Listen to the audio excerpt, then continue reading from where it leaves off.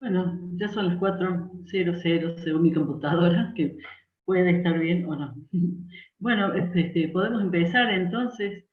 Eh, bueno, un gusto para el CCT CONICET Córdoba, que hayamos podido lograr organizar esta reunión, que ha surgido por una motivación particular del doctor César Barbero de Río Cuarto, y se ha terminado de concretar con el entusiasmo del doctor Tamarit, un conocedor de todo el ambiente científico y particularmente en el ámbito del modelado molecular de Córdoba y más allá también. Bueno, lo hemos denominado ciclo de charlas sobre propagación y evolución de epidemias, porque partimos de la matemática, pero nos damos cuenta que hay mucho más para aportar. Entonces, el objetivo se ha ampliado y actualmente es acercar a todos los investigadores de Córdoba que trabajan en temáticas asociadas a la epidemiología desde diversas perspectivas: matemática, computacional, estadística, la infectología histórica y social también. Bueno, así que esto es un primer encuentro y esperamos poder desarrollar los otros enfoques a lo largo de otros encuentros, bueno, que tendrán lugar. Ya veremos cómo los podemos organizar, cada semanal o quincenalmente. Bueno, este ciclo entonces es el de modelos matemáticos de propagación y evolución de epidemias. Bueno, muchísimas gracias a los participantes que han aceptado esta invitación de una manera así muy amable, y además se han avenido al escaso tiempo que le hemos brindado para organizar sus charlas. Bueno, es un gusto entonces poder escucharlos y los voy a dejar con el doctor Tamarit, que va a ser el moderador de la sesión. Como saben, son 5 minutos por charla, 2 minutos para preguntas y después al final una discusión abierta. Bueno, bienvenidos nuevamente a todos y espero que disfruten este encuentro. Bueno, muy buenas tardes. Muchas gracias, Marieka. Muchas gracias en tu nombre al CCT por organizar esta actividad y a todas las instituciones que acompañan este primer encuentro. Muchas gracias a los participantes que se han dispuesto a compartir sus trabajos y también, por supuesto, a todos los que nos están oyendo, que son muchísimos comparado con la expectativa que al menos yo tenía. Así que muchas gracias. Yo voy a comenzar presentándolos rápidamente y dándole la palabra a cada uno. El primer colaborador que va a exponer es el doctor Orlando Villoni, profesor del Departamento de Física de la FAMAF e investigador del CONICET, trabaja en el IFEC, el Instituto de Física Enrique Gaviola, y va a hablar sobre modelado computacional multiescala de la propagación del COVID-19 sobre la provincia de Córdoba en distintos escenarios de movilidad humana. Entonces, Orlando, te damos la palabra por 5 minutos. Bueno, muchas gracias, Pancho. Ahora comparto la pantalla.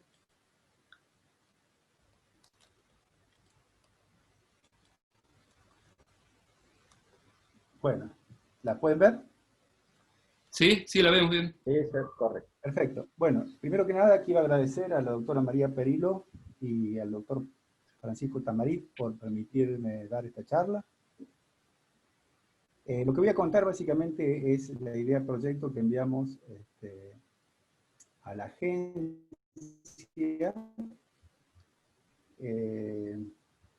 Primero que nada quiero introducir a los participantes del proyecto, al doctor Juan Ignacio Perotti, que fue el que hizo el modelo, introdujo los cambios. Él es un experto en las redes complejas.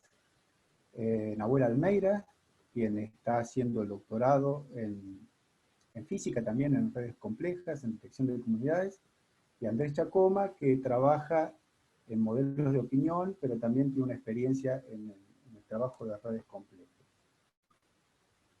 Bueno, además de decir, nosotros no somos expertos en el tema, en el área de la propagación de epidemias, pero conocíamos un modelo sobre propagación de epidemias de un investigador español, que primero lo aplicó a la ciudad de Bogotá, y recientemente con la propagación del COVID lo aplicó a distintos ayuntamientos en España.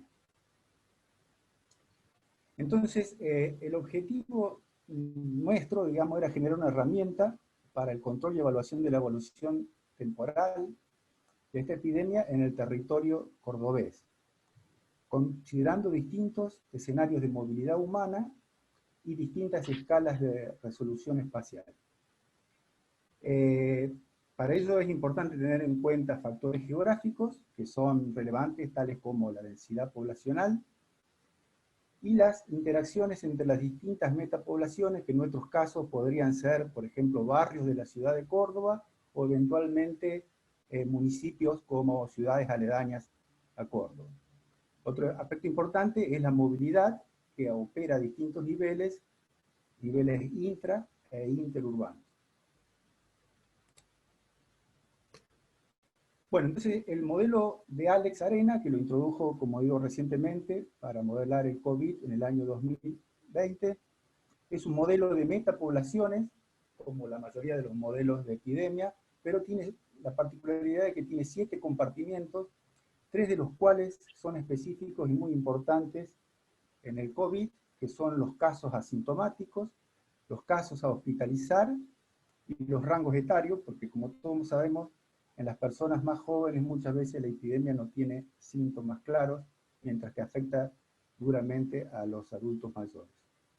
Para ello lo que tiene de interesante es que introduce una matriz de movilidad que se calcula en base a datos empíricos, al menos en el paper original de ellos lo calcularon a base de datos empíricos, pero también que se puede estimar. De hecho, nosotros lo que hicimos es estimar dada la falta de datos, tuvimos que estimar esa matriz de movilidad. Y tiene, por supuesto, en cuenta la estructura espacial de la epidemia.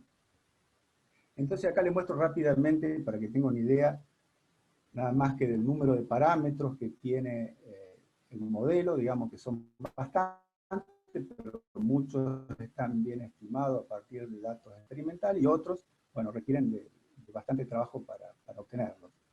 Lo que pueden ver ahí son los distintos compartimientos, que como dije tiene 7 compartimientos, también tenemos los rangos etarios, y lo que se tiene en cuenta acá es básicamente la evolución de la fracción de agentes de cada parcela, donde una parcela puede ser un municipio o puede ser un barrio, como le dije. Entonces, el subíndice ahí lo que está indicando es la parcela, básicamente. Y después tiene como cosa importante ahí un factor pi, que es básicamente la tasa de transmisión de la enfermedad, al igual que todos los modelos de epidemia, pero esta tasa de transmisión depende de la estructura espacial de las distintas parcelas. Para eso hay que calcularlo y requiere el conocimiento, como les dije, de una matriz de movilidad, que hay que estimarla, y después hacen falta algunos cálculos accesorios con nuevos parámetros para poder obtener finalmente la tasa de transmisión. Estamos en tiempo de a poquito, Orlando. ¿Estamos en tiempo? Bueno, cerrando, sí. Sí, les muestro rápidamente los gráficos, que son la evolución de la epidemia en número de días. Tenemos un pico a los 100 días. Acá pueden ver el mapa de Córdoba, donde ven cómo se propaga la epidemia, partiendo desde el centro y yendo hacia la periferia. Al cabo de 100 días, la mayoría de los infectados están en la periferia. Y comentarios finales es que este modelo es relativamente rápido, que puede resolver la estructura espacial en varias escalas, incluye los comportamientos necesarios para el tratamiento del COVID, y permite la posibilidad de diseñar políticas para la contención de la enfermedad. Los puntos en contra es que necesitan el cálculo de una matriz de movilidad, que en nuestro caso la estimamos, y bueno, hay que hacerle modificaciones para tener en cuenta la cuarentena, no tiene en cuenta fluctuaciones, y no es demasiado útil cuando el número de infectados es bajo. Bueno, eso sería todo. Muchas gracias. Bueno, muchas gracias, Orlando. Después vamos a pasar a las preguntas. Te agradecemos. Ahora pasamos a la doctora María Cecilia Jiménez. María Cecilia es egresada y doctora de la Facultad de Ciencias Químicas y trabaja actualmente, es profesora de FAMAF y es investigadora también del IFEC, del Instituto de Física de Doble Dependencia de la Universidad CONICET. Así que te pedimos, Cecilia, 5 minutos con un estricto cumplimiento del tiempo. Bueno, hola, ¿se me escucha? Sí, se te escucha bien. Y se ve bien también. Bueno, comparto. ¿Se ve bien? Bueno, ahí comparto la pantalla. Pasalo a modo presentación. Ahí está. Ahí está, Bueno, sí. el equipo de trabajo, estamos con Carlos Cosamé, Gonzalo Quiroga de FAMAF, Luis Reinaudi de Ciencias Químicas, Paulo Centros de San Luis, Oscar Alejandro Pinto de Santiago del Estero y Diego Pérez, que está en Estados Unidos. Somos los que estamos trabajando en esto, ¿no? Bueno, los modelitos más conocidos son el modelo CIR, el modelo CIR para las epidemias, donde el modelo CIR considera 3 clases de infectados: los susceptibles, las personas sanas que se pueden contagiar, los infectados y los recuperados, que pueden incluir a los muertos en este grupo o ponerse en un grupo aparte, ¿no? Eventualmente se pueden separar. Bueno, los sucesos que pueden ocurrir es que un susceptible se contagie a un infectado, produciéndose 2 infectados, o que un infectado se recupera. Esos son los mecanismos. Bueno, esto da lugar a estas ecuaciones diferenciales, donde la variación de los susceptibles es por el contacto con un infectado y disminuye, por eso tiene un signo menos. En cambio, los infectados aumentan por el contacto con un susceptible y disminuyen cuando pasa a ser recuperado. Este es el término que un infectado pasa a recuperado. Acá hay algunas curvas para ciertos valores de los parámetros. Esto está en escala logarítmica acá.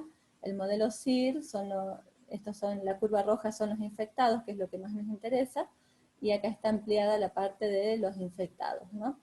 Eso se puede ir jugando con distintos parámetros: el tiempo que dura la infección, la población, la cantidad inicial, el R0 es el valor más importante, que es la tasa de contagio, tiene que ver con la tasa de contagio. En el modelo CEIR agrega una población más, que son los expuestos, o los que están incubando la enfermedad, han contraído la enfermedad, y en algunos modelos se considera que estas personas los contagian también, o se puede considerar que no contagian, presentan los síntomas pero no contagian. Son distintas posibilidades, distintas opciones. En este modelo, a los eventos que había antes le agregamos que es que un susceptible se contagie de un expuesto, y a su vez el expuesto, bueno, quedan 2 expuestos, y después otro paso además es que el expuesto pasa a infectado, ¿sí? Esos son los distintos sucesos que pueden ocurrir. Estas son serían las ecuaciones diferenciales, que se pueden resolver por Runge-Kutta, por cualquier método numérico. Pero nosotros también usamos otro método que ya lo voy a mencionar, que es Monte Carlo cinético, para plantear los mismos problemas. Y estos son algunas curvas, donde acá la curva roja son los expuestos y la curva verde son los infectados. Se ve que van muy seguidito. En este caso no hemos considerado que los expuestos pueden contagiar. El método Monte Carlo cinético, que es algo que usamos nosotros,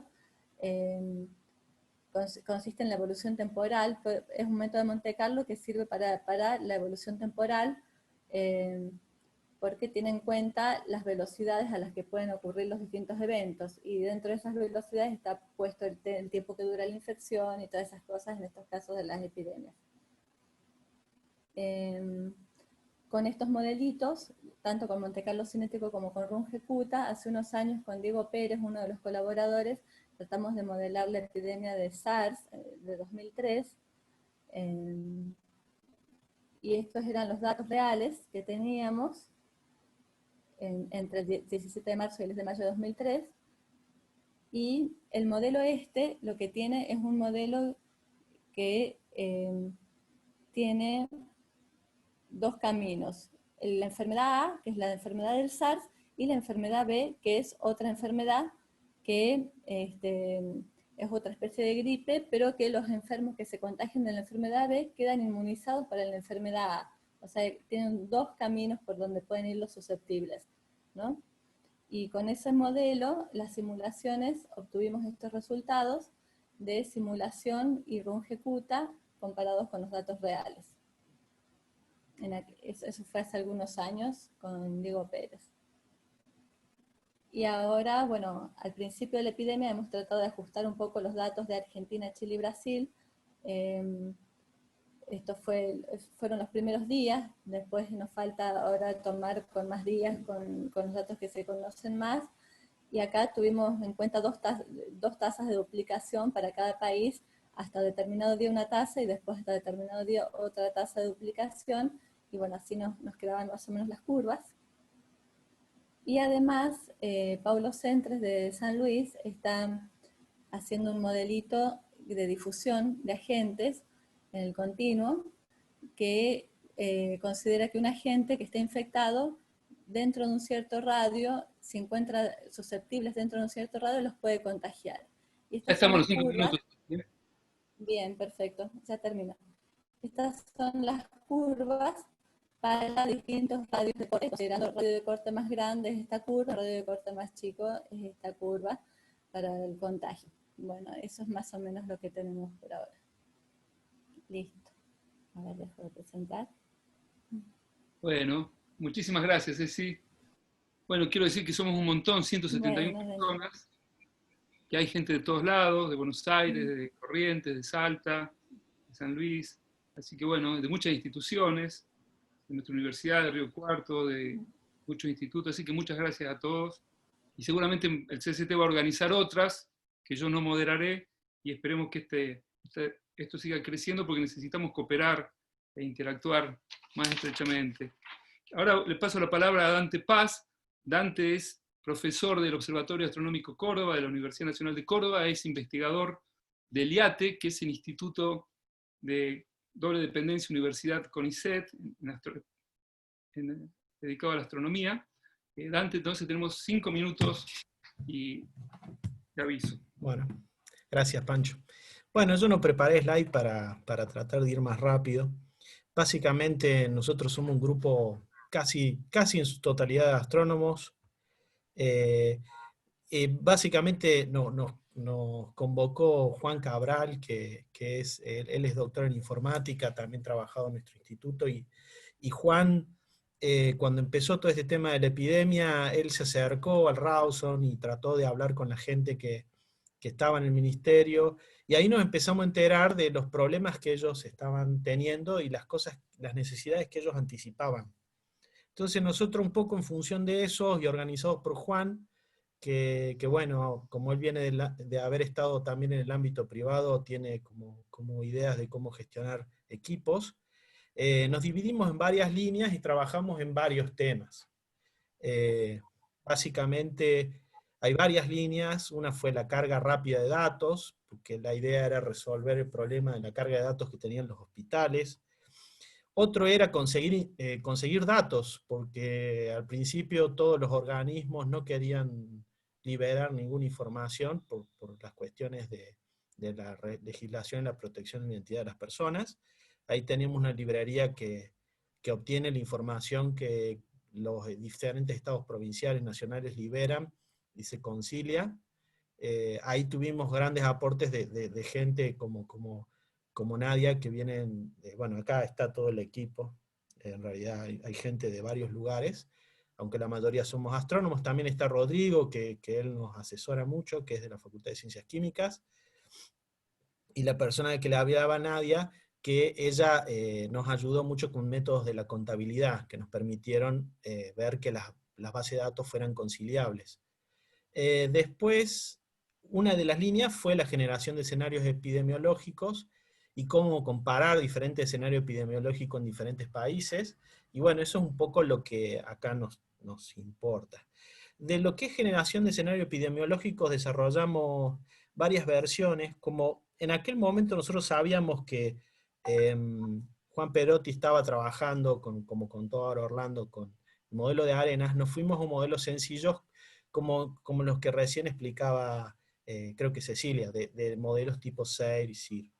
Y yo en particular trabajé en un modelo tipo SEIR, que separa la gente que tiene formas leves y formas fuertes de la enfermedad, y tiene varios compartimentos. Bueno, todos los códigos que nosotros trabajamos están en nuestra página web. Ustedes pueden descargar el software. Hemos hecho videos demo de cómo se utilizan.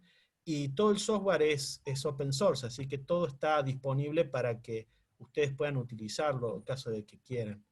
El modelo en particular del que yo les hablo, lo desarrolló un chico en Estados Unidos que nos contactamos por las redes sociales. Y básicamente lo que hace es un modelo SEIR con fallecidos, o sea, con muertes, y integra un sistema de ecuaciones diferenciales en los cuales los compartimentos que se separan son estos: los susceptibles, los expuestos, los infecciosos, la gente que se recuperó, la gente que se recupera en la casa, la gente que se recupera en un hospital, la gente que bueno, se recupera mediante la muerte, tristemente, y la gente que se recupera ya sea de la forma leve de la enfermedad y la forma fuerte de la enfermedad. Los casos fatales. El modelo, el enfoque que nosotros le dimos fue siempre tratar de que el software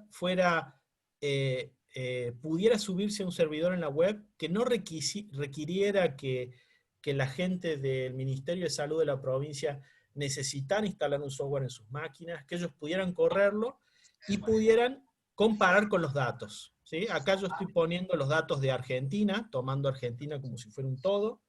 Acá tenemos los confirmados en Argentina y los decesos en Argentina, y las curvas que predice el modelo, modelando las intervenciones que se realizan mediante políticas del Estado, que básicamente lo que hacen es cambiar el ritmo reproductivo que interviene en las ecuaciones de propagación del modelo.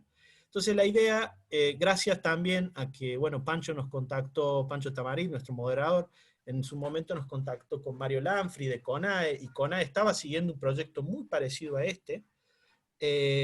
Pudimos mejorar un montón, y este básicamente es la unión de los dos proyectos, el proyecto que llevaba el IATE y el proyecto que llevaba CONAE. Y básicamente con esta calculadora, que se la acercamos a gente del ministerio que la ha estado utilizando para el caso de Córdoba, la persona puede poner todos los parámetros que necesite, de dinámica de la transmisión de la enfermedad, cómo es los números reproductivos, cuáles fueron los efectos de las políticas, variando la duración de las cuarentenas y los valores estos, y también la dinámica clínica, poniendo digamos, cuál es la mortalidad, etcétera, todos los parámetros que vienen. Y la idea era que siempre se pudiera descargar los datos, para que lo pudieran manipular en un Excel. Bueno, eso es todo. Tenemos varias versiones de esta calculadora, y tenemos otro software también que estamos desarrollando, que también, si a ustedes les interesa, está aquí en la página web, que también tiene una interfase fácil de usar. Si a ustedes les interesa, pueden consultar. Gracias. Bueno, muchas gracias, Dante. Es importante aclarar que eso está disponible, que después podemos ver la forma. Si pudieras poner en el chat la página, para que la gente sí, yo ahora lo pongo. A la calculadora sin tener que correr todo el sitio, sería bueno. Bueno, entonces ahora le vamos a pasar la palabra a Juan Pablo Carranza. ¿Está listo ahí, Juan Pablo? Estamos listos, sí. Es economista, magíster de nuestra universidad, es profesor también del IFAP, Instituto de Investigación y Formación en Administración Pública. Además trabaja en IDECOR, que es el Instituto de la Provincia de Córdoba, que depende del Ministerio de Finanzas de la Provincia de Córdoba. Entonces, Juan Pablo, damos 5 minutos. Bueno, muchas gracias. Bueno, primero, muy bueno lo de Dante, ¿no? De lo que he estado viendo, para mí es el modelo más logrado, ¿no? Por supuesto no he visto todo lo que hay, pero es un muy buen trabajo. Nosotros, como para tener un poquito de contexto, estamos actualmente trabajando en la estimación del valor del suelo con técnicas de aprendizaje automático, o sea que no es ni por cerca nuestro ámbito, pero desde el Ministerio de Finanzas nos pidieron si podíamos dar una mano en una COVID Lab, se llamó, que organizó el Ministerio de Ciencia y Técnica, y fue un esfuerzo de 5 días el que hicimos. O sea que lo que les voy a mostrar ahora es algo que se construyó en 5 días de manera bastante rauda por parte del equipo. El equipo está formado, aprovecho, por Emilia Bullano y Rocío Serino, que son economistas, por Federico Monzani, que es magíster en Estadística Aplicada, y Mariano Córdoba, que es doctor en Ciencias Agropecuarias de CONICET. Bien, y en esos 5 días nos pusimos a trabajar sobre esto, y después lo dejamos, ¿sí? No es que tuvo una evolución más allá de ese esfuerzo. En este contexto lo presentamos en ese COVID Lab con la intención que tenemos nosotros de poner una herramienta a disposición, más o menos lo que comentaba Dante recién, poner una herramienta a disposición de las autoridades del COE. Bueno, y después un tanto por lo metafísico del ámbito, digamos, se planteó como un hackathon. Nosotros no nos sentimos muy cómodos presentando las cosas, llegando a las apuradas, digamos, y lo que van a ver está de entre casa, básicamente por ese formato de competencia que se le dio a este evento. Y bien, bueno, después lo dejamos, ¿sí? Como les decía, lo dejamos un poco por eso y un poco también porque nos dio un poco me dio pudor a mí lo que se había generado en torno a esto. Lo subí a redes sociales y me llamaban de medios de comunicación preguntándome cuándo iba a ser el pico. A mí, que soy economista y que hacía 5 días que estaba estudiando el tema. Entonces, bueno, un poquito nos retiramos de ahí por prudencia más que por otra cosa. Bien, lo que les estoy mostrando aquí en pantalla es, nosotros trabajamos sobre el paper que estaba en boga en ese momento, que es el paper de Arenas, que recién lo comentaba también el doctor en la presentación previa. Lo que hicimos fue programar las cadenas de Markov que están dentro de ese paper, programarlas en R y construir una aplicación. ¿Sí? Una aplicación con la intención de que sea un médico o un grupo de médicos o alguien con conocimiento específico de la materia quien pudiese fijar los parámetros de este modelo, que es un modelo determinístico. Entonces, que sea alguien con conocimiento del tema quien pudiera fijar. No tenemos la intención nosotros de predecir un pico de la pandemia ni de analizar su evolución, porque no estamos en condiciones, sencillamente. Con el vínculo territorial que tiene este modelo, pero con algunas simplificaciones. Yo paso a mostrarles lo que se construyó en aquel momento, que como les digo, está medio de entre casa. No estamos muy contentos tampoco con la presentación y el diseño, lo hicimos nosotros que no tenemos tampoco nociones de diseño web, pero acá lo que pueden ver son los parámetros del modelo de Arenas, sin considerar esta matriz de contagios por grupos etarios, y en donde, bueno, jugando con las distintas probabilidades, o las tasas, depende de cómo uno lo quiera analizar, se puede ir analizando la evolución de la pandemia en el tiempo. ¿Sí? Acá se pueden visualizar, justo me está tapando el zoom, me está tapando lo que quiero tocar. Uno puede ampliar la escala de días que se va viendo. Bueno, esto por acá atrás se vio en R, va corriendo, se va ajustando y va arrojando distintas evoluciones de las curvas según ese modelo. Yo no estoy viendo yo, pero a lo mejor soy yo nomás. No, yo tampoco veo.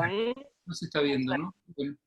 Acá me dice que se comparte, que se está Sí, no, si estamos compartiendo todas las ventanitas, pero en la parte de plot aparece... Sí, solo se está viendo tu mouse, que se mueve de un lado para el otro. Sí, tenés que haber compartido tu ventana y no toda la pantalla. A ver, le vamos a dar un poquito más. Pido disculpas por el inconveniente técnico. No hay problema, Juan. Trata de compartir solo la pantallita esa, a ver si podés. Total, hacemos un descansito mientras estamos. Aprovecho para saludar a Mario Pecheni, vicepresidente del CONICET, que nos está acompañando.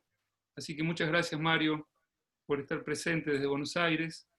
Y también quiero aprovechar, mientras se arregla este inconveniente, saludar a Mario Lanfric, que como dijo Dante, es el equipo de CONAE, que viene trabajando hace mucho tiempo y que hoy está también representado por Dante, pero que son uno de los equipos que tiene más antigüedad trabajando en estos temas. Yo ahí compartí una ventana de Chrome. Ahí anda, ahí se ve. Vamos a ver si lo puedo sacar hacia... Ahí se está viendo la aplicación. Sí, se está viendo la aplicación. El browser. Le voy a llevar el browser. A ver si ahí se ve. Ahí vimos algo. Perfecto, ahí está. Ahí está. Acá arriba dice modelo epidemiológico compartimental, bien. Bueno, les decía, lo que veía en el código de R, ese es el back, lo que está al frente de eso es esto que está acá. Entonces les decía, están a modo de tablero de comando, están los distintos parámetros del modelo de Arenas, simplificado en algún punto, y se va viendo la evolución en términos de tiempo.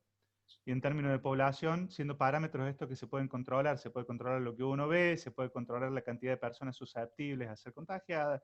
Bueno, lo que apuntamos era eso, una visualización del modelo de arenas, principalmente, un modelo SAIR compartimental, con la interfaz territorial, que acá debería verse un mapa. ¿Se ve el mapita? Sí, se ve. Ese mapita, bien, acá es donde frenamos nosotros, porque esto ya entramos en un proceso estocástico, no estimamos la matriz de contagio. En la ecuación 9 del paper hay una matriz de contagio prevista. Con tan pocos datos es un tanto arriesgado avanzar en este tipo de estimaciones. Si hubiésemos ido desarrollando esto, bueno, acá lo ven a nivel de fracción censal, ustedes se puede hacer una grilla o un radio censal, esto lo define el investigador o la necesidad de quien lo esté utilizando. Es algo que hemos estado discutiendo dentro del equipo. Quizás mi primera estrategia hubiese sido hacer un modelo logit autorregresivo, un autologit, para tratar de verla con una matriz de vecindarios, para tratar de estimar de esa forma la propagación espacial de la epidemia. Pero bueno, como les digo, ante la restricción de información, y considero esto fue hace un mes y medio, hoy por hoy todavía me parece muy poca información y muy riesgoso hacer un modelo espacial con tan poca información. ¿Sí? La tasa de error es demasiado elevada, me parece. Pero bien, ya robé demasiado tiempo, no sé si puedo ir cortando si les parece, pero bueno, a grandes rasgos es eso lo que habíamos desarrollado en aquel momento. Bueno, muchas gracias. Muchas gracias. Gracias. Después volveremos a la pregunta, muy bueno. Entonces ahora le paso la palabra a Gustavo Sibona.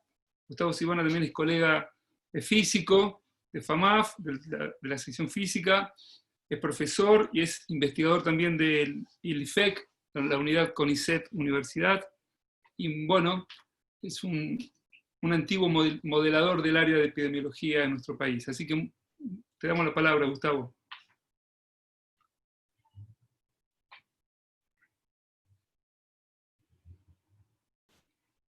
No te estoy escuchando yo, no sé si... Hola. Ahí está, ahí está. Hola, ¿qué tal, Pancho? Muchas gracias por la invitación. Buenas tardes a todos. Lo que yo voy a contar es un tipo de modelado que hacemos con Fernando Peruani de Francia desde hace más de 10 años, y que, bueno, en los últimos años se ha sumado Benjamín Marcolongo, que está haciendo la tesis doctoral con nosotros. Es modelos de epidemiología, pero basado en agentes, más fácil de... Ahí está. De explicar lo que es un modelo basado en agentes a través de estos videitos. Los azules vendrían a ser, los discos es un individuo, los azules vendrían a ser los susceptibles, los rojos los infectados, los verdes los recuperados. Y en esta primera simulación se puede ver que se mueve más homogénea en toda el área. En cambio, si variamos la dinámica del movimiento, podemos ver que se forman pequeños focos de infectados, y hay una heterogeneidad bastante grande, justamente debido, perdón, el modelo o esta primera simulación es lo que nosotros llamamos una dinámica balística, en la cual la interacción se produce prácticamente por un movimiento directo al encuentro. En cambio, en el difusivo hay varios cambios de dirección antes de que se produzca el encuentro. El balístico podría llegar a ser el caso de una ciudad grande con mucha dinámica, Buenos Aires, por ejemplo, en el cual la gente se mueve mucho para ir a un trabajo o ir a otro lado, y en el camino, en el ómnibus, en el tren, se encuentra con un montón de otra gente, va a negocios que no tienen nada que ver con su barrio y cosas por el estilo. En cambio, el sistema difusivo podría representar una cuarentena en esa misma ciudad, en la cual la gente se mueve únicamente en un entorno de donde está.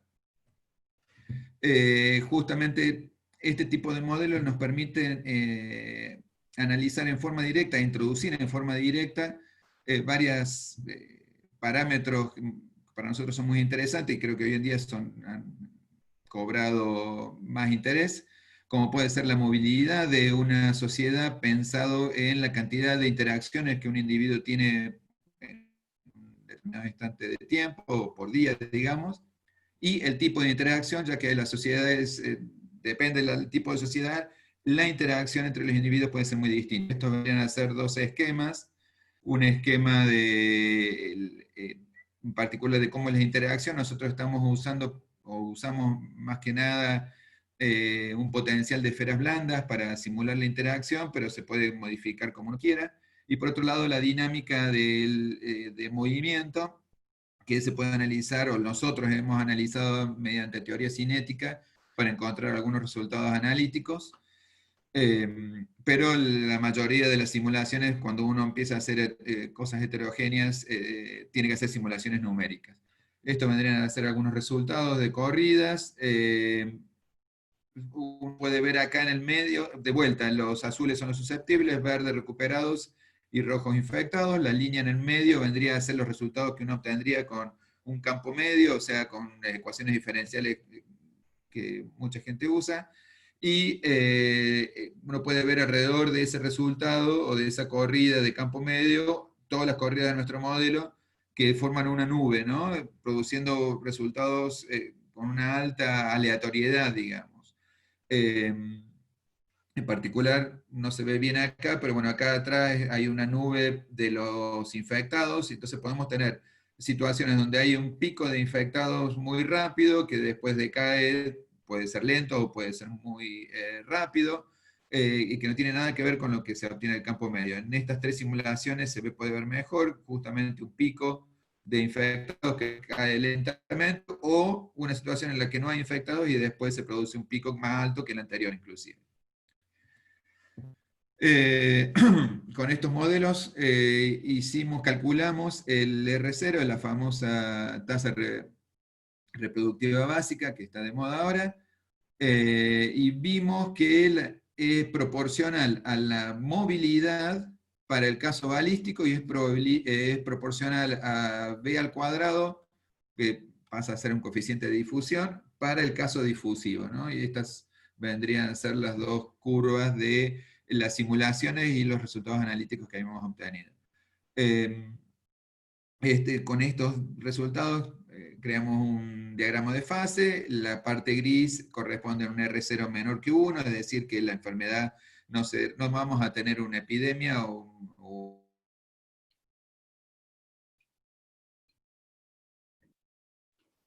parte blanca corresponde... ¿Sí?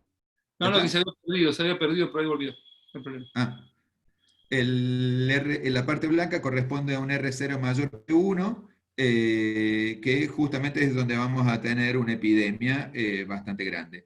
Y dentro de este sector podemos ver que la parte difusiva es la que tiene la parte, justamente la de cuarentena, como mencionaba antes, es la que tiene un R0 menor que 1, pero si uno relaja de alguna manera con la velocidad, por ejemplo, o el número de interacciones que uno tiene, uno puede pasar a la parte de R0 mayor que 1, pero difusivo, ¿no? Y incrementar el impacto de la epidemia. Bueno, estos son algunos de los trabajos que publicamos. Y estos son los resultados que obtuvimos en el último tiempo. Esto corresponde a un resultado que habíamos hecho el año pasado, a fin del año pasado, y presentamos en un congreso en Brasil, justo antes de que entrar en cuarentena, en la cual el número vimos o analizamos cuántas personas tienen que estar inmunizadas de alguna manera, ya sea por una vacuna o por haber tenido la enfermedad antes, para que una epidemia no se desarrolle, o un pico de epidemia, un brote epidémico, mejor dicho, no se desarrolle, de acuerdo a la densidad. Y nosotros vemos que 0.03 corresponde a ciudades grandes, como por ejemplo Río, San Pablo, Buenos Aires, Nueva York, y vemos que tiene que estar casi el 90% de la gente inmunizada de alguna manera, ya sea por haber tenido la enfermedad o con alguna vacuna, que en el caso del COVID no existe. pero esto siempre considerando que la dinámica es una dinámica normal en la cual hay alta movilidad, no estamos pensando en cuarentena. En cambio, de la misma manera, en ciudades con una densidad mucho más baja, el número de inmunes también necesarios para no producir el brote baja. Ya estamos fuera, ya estamos en tiempo, Gustavo. Bueno, dos cositas. Esto es un análisis de cuarentenas recursivas, que lo que nosotros veíamos que no tiene sentido hacer cuarentenas repetitivas, porque la mayoría del tiempo vamos a tener que estar en cuarentena y el tiempo que estamos fuera de cuarentena no lo vamos a tener. Y esto es un modelo también de campo medio que hicimos para Corea, que tiene una gran alta densidad y que si bien no es tampoco muy bueno, la aproximación es mejor que otras. En el cual analizamos los asintomáticos, la búsqueda de asintomáticos debido a la gran cantidad de testeos que se hacen allá. Gracias, Pancho. Muchas gracias, Gustavo. Disculpen, yo cometí un error y invertí a Gustavo con César, así que ahora voy a presentar al doctor César Barbero. Profesor César es profesor de la Facultad de Ciencias Exactas, Físico-Químicas y Naturales de la Universidad Nacional de Río Cuarto, y es también investigador del Instituto de Investigaciones en Tecnologías Energéticas y Materiales Avanzados, el ITEMA. Así que, César, te dejo la palabra y muchas gracias por haber participado.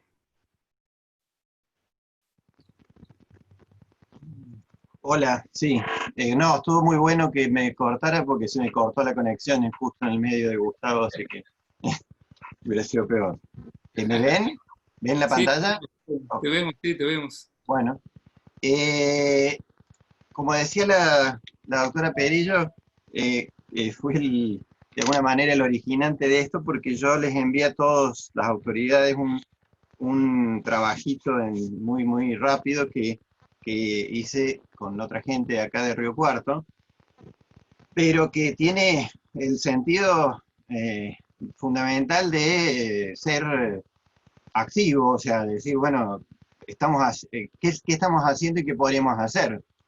Obviamente los modelos que se han discutido, y me imagino que los que se van a discutir en futuro son, en las otras charlas, son tremendamente más sofisticados y más perfectos de lo que nosotros planteamos, pero el problema está en que muchas decisiones que están tomando en todo el planeta se toman en base a ciertos modelos que ya se han aplicado y que nosotros creemos que tienen bastante deficiencia, y por eso justamente es que tratamos de buscar una vuelta diferente.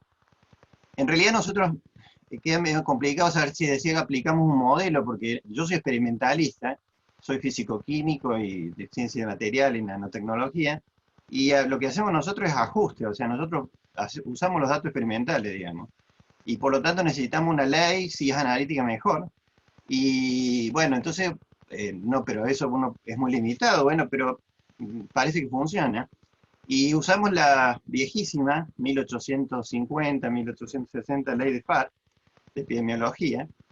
Y bueno, lo que están viendo ahí no es nuestro, en realidad, eso es lo que se está usando en el mundo, o sea, lo que se está usando políticamente en el mundo, no teóricamente se están usando muchas cosas interesantes, pero la mayor parte de las decisiones se tomaron en base a un reporte, el reporte 6 del Centro de Infecciones Globales del Imperial College London, el famoso Neil Ferguson, que propuso esa figurita, que también está en otros papers más anteriores, pero que la puso de moda, que es la famosa figurita de achatar la curva.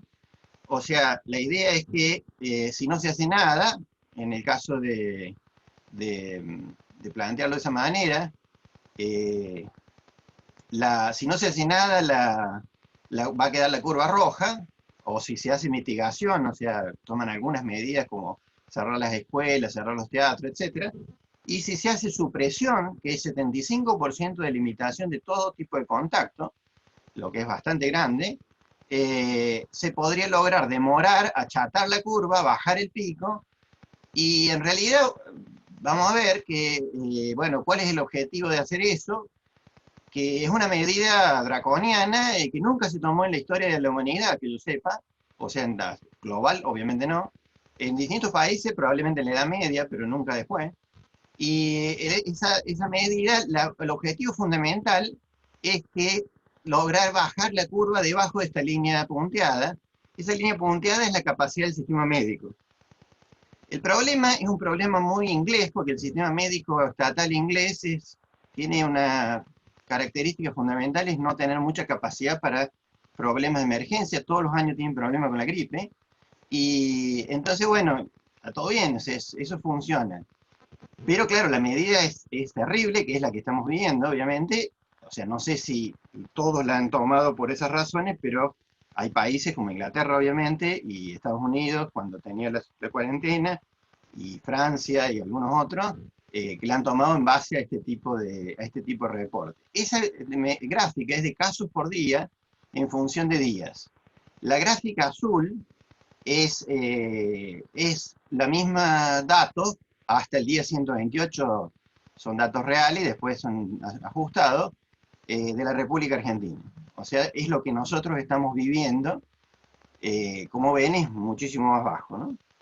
El pronóstico para Argentina, perdón, la otra curva también no era para Reino Unido, era para Argentina, porque el grupo del Imperial College armó un Excel con todos los datos simulados de todo el mundo. El pronóstico para Argentina de casos acumulados, o sea, la sumatoria, lo que se reporta normalmente es, de vuelta, la línea roja y la línea verde. Una cosa interesante es que las dos líneas tienen la misma valor final, o sea, obviamente la demora de la curva no cambia el escenario, los susceptibles siguen siendo los mismos, no hace nada con la cantidad total, sino que lo que hace es poder acceder con el sistema médico. De vuelta a la Argentina ahora, estamos acá.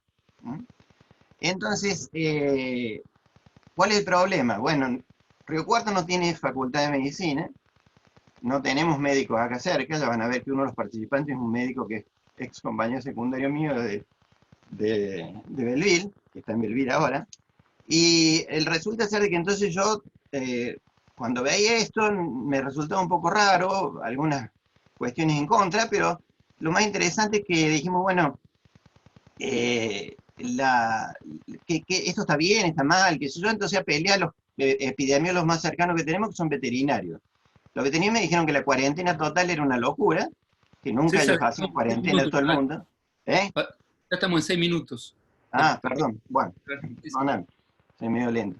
Bueno, esta es la curva, esta es la famosa ley de Farr y Brownlee, eso es lo que aplicamos nosotros, o sea, el ajuste, esos son Bélgica y el mundo completo, que ya pasamos el pico, y bueno, eso lo genera un programa automático que cubre 165 países y da este tipo de R cuadrado, que obviamente para un experimentalista es excelente, con lo cual ajusta perfectamente todo el mundo aparentemente cumple con la ley, y para la Argentina estamos en esta situación, o sea que tenemos una perspectiva de 700 casos más o menos totales, y también hemos pasado más o menos el pico. La otra conclusión, entre comillas, es que no hay ninguna observación de relación entre el ancho de la curva o el día del pico, que serían medidas de la demora que se consigue, con la cantidad de muertes. O sea, no hay ninguna correlación entre todos estos números que diga que la cuarentena sirve, por decirlo claramente. O sea, realmente no, los que no han aplicado la cuarentena, o los que la han aplicado distinto, lo que sea, tienen una total scattering de la cantidad de muertos. Nosotros trabajamos sobre muertos porque contagios no... o sea, trabajar sobre contagios, todos sabemos que depende de detectarlos, están los asintomáticos, los que no se testearon, etc. Y lo que a la gente realmente le interesa, y para la política pública, es cuántos muertos va a haber.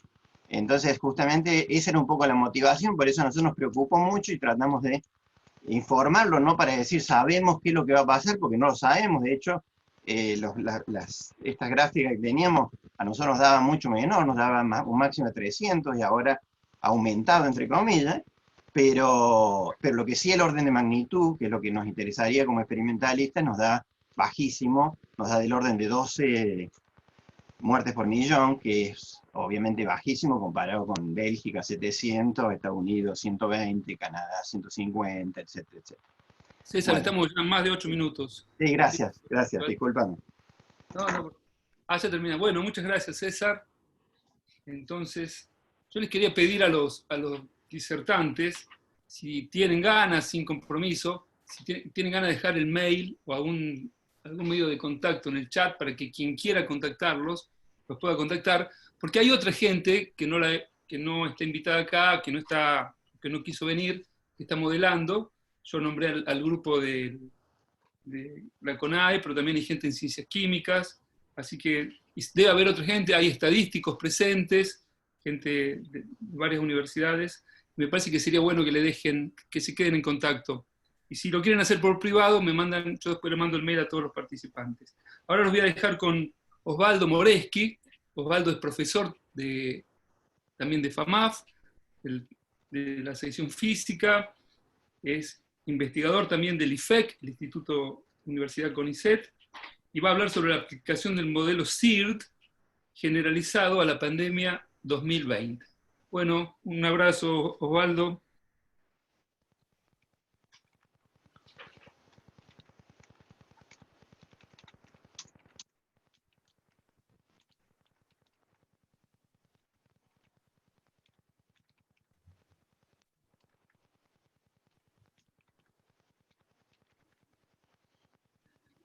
¿Están escuchando todos? No se escucha. No se escucha. Habilitar el micrófono. Osvaldo, tenés que habilitar el micrófono.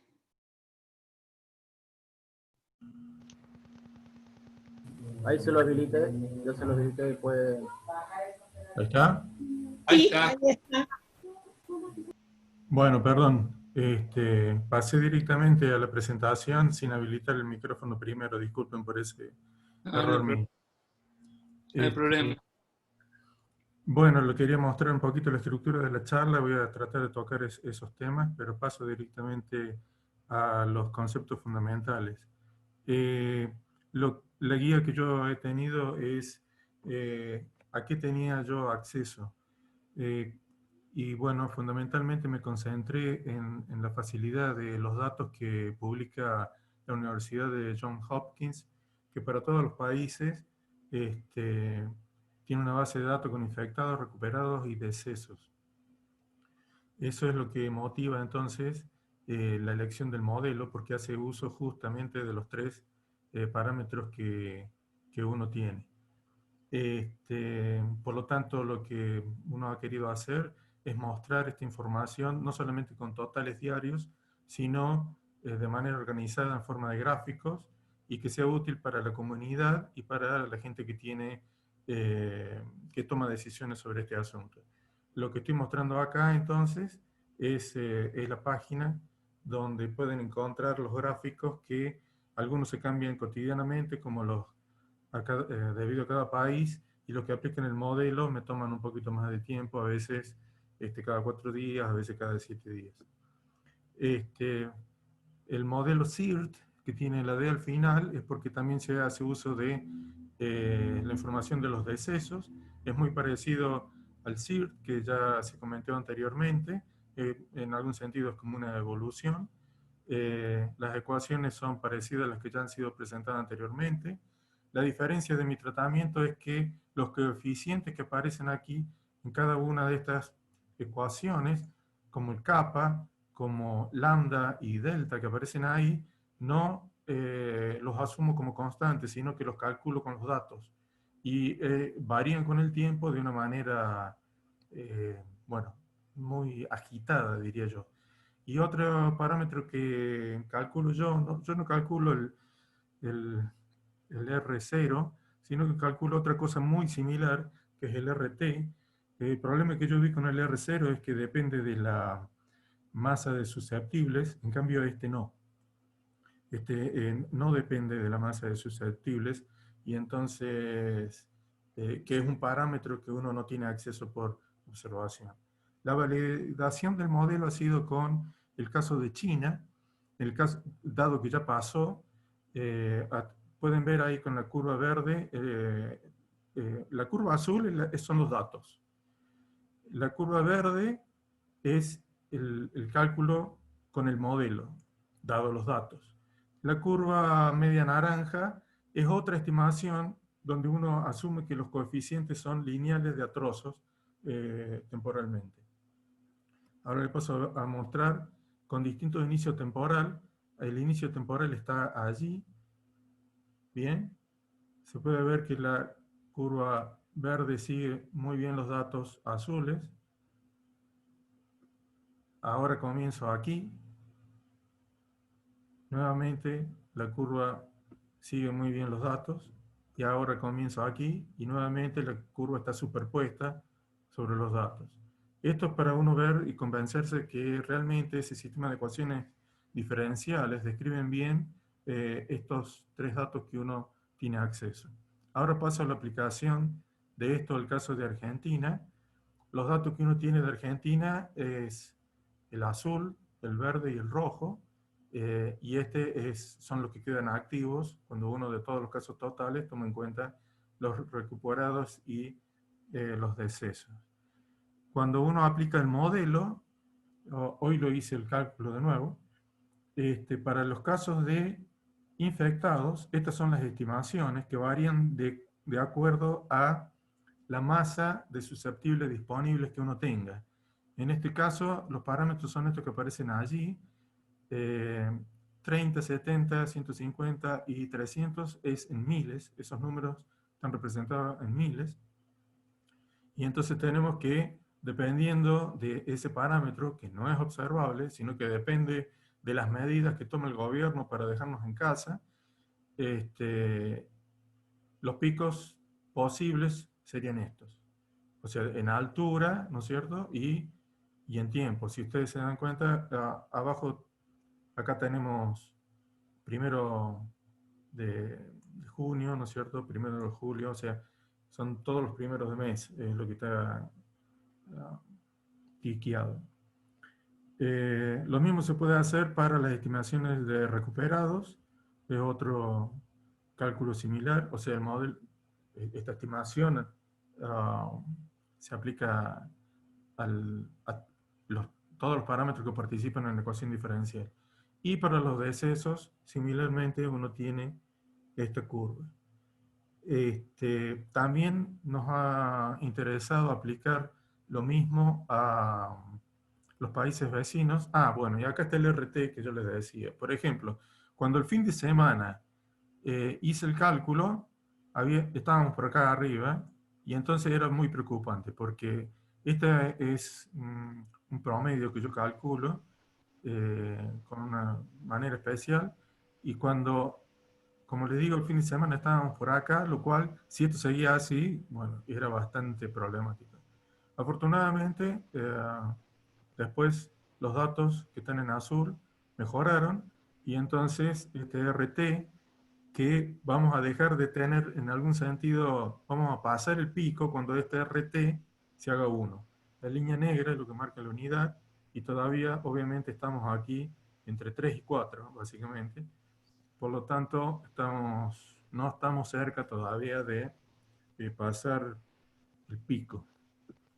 Si aplicamos esto a Brasil, que ya sabemos que es un caso muy, pero muy preocupante, estos son los primeros los datos en crudo, y ahora tenemos las estimaciones para los infectados, que nuevamente, hoy cuando corrí, nuevamente yo tuve que desestimar masa de susceptibles disponibles, porque los primeros dos, que eran más chicos, los tuve que tirar, así que ahora las masas susceptibles que estoy calculando son de 1 millón, 2 millones y 4 millones.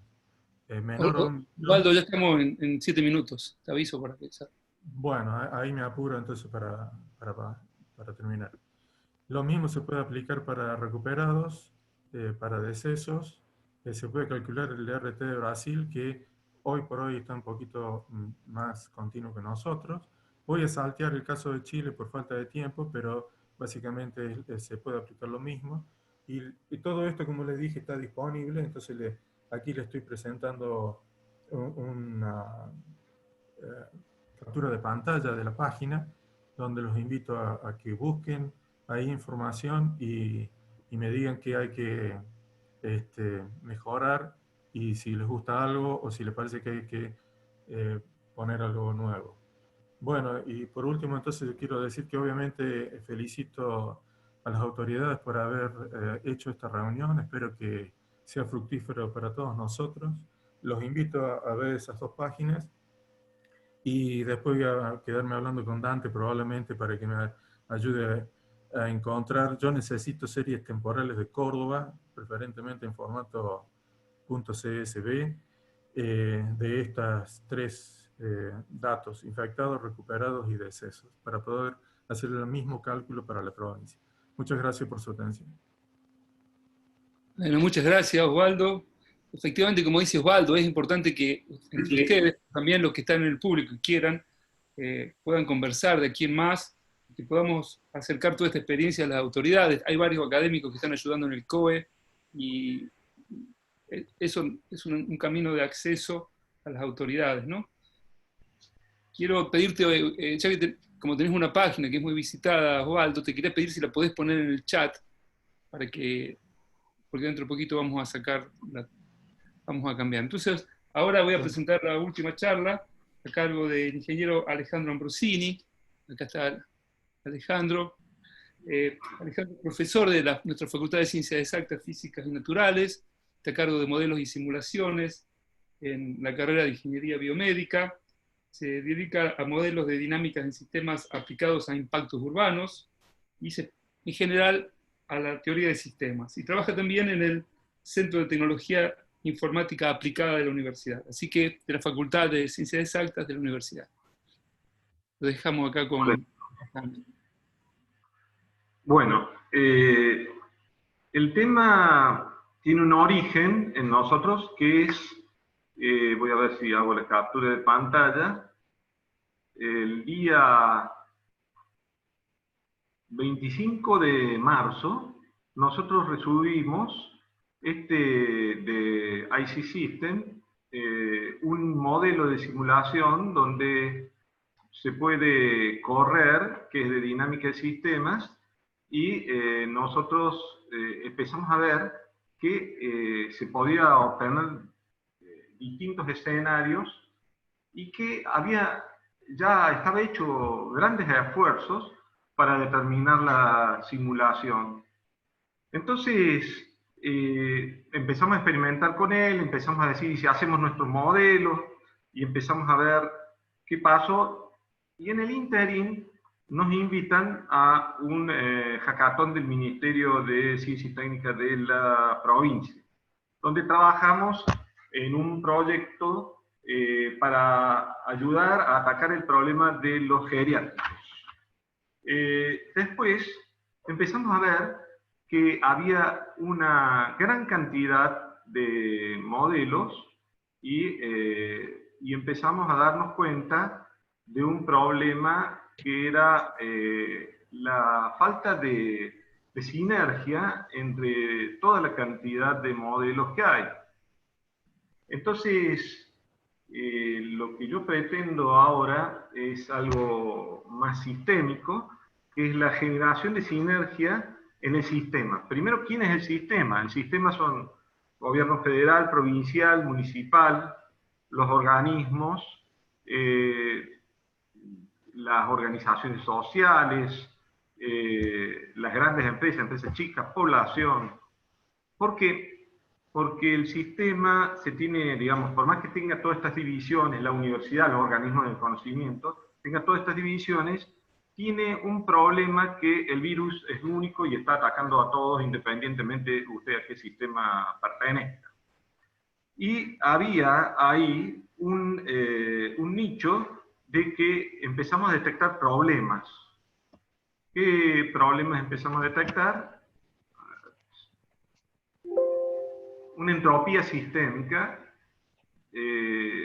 Esta entropía sistémica, veíamos que estaban toda gente desesperada, había en el hackathon, se empezó a dar cuenta que había como un apuro por gestar modelos.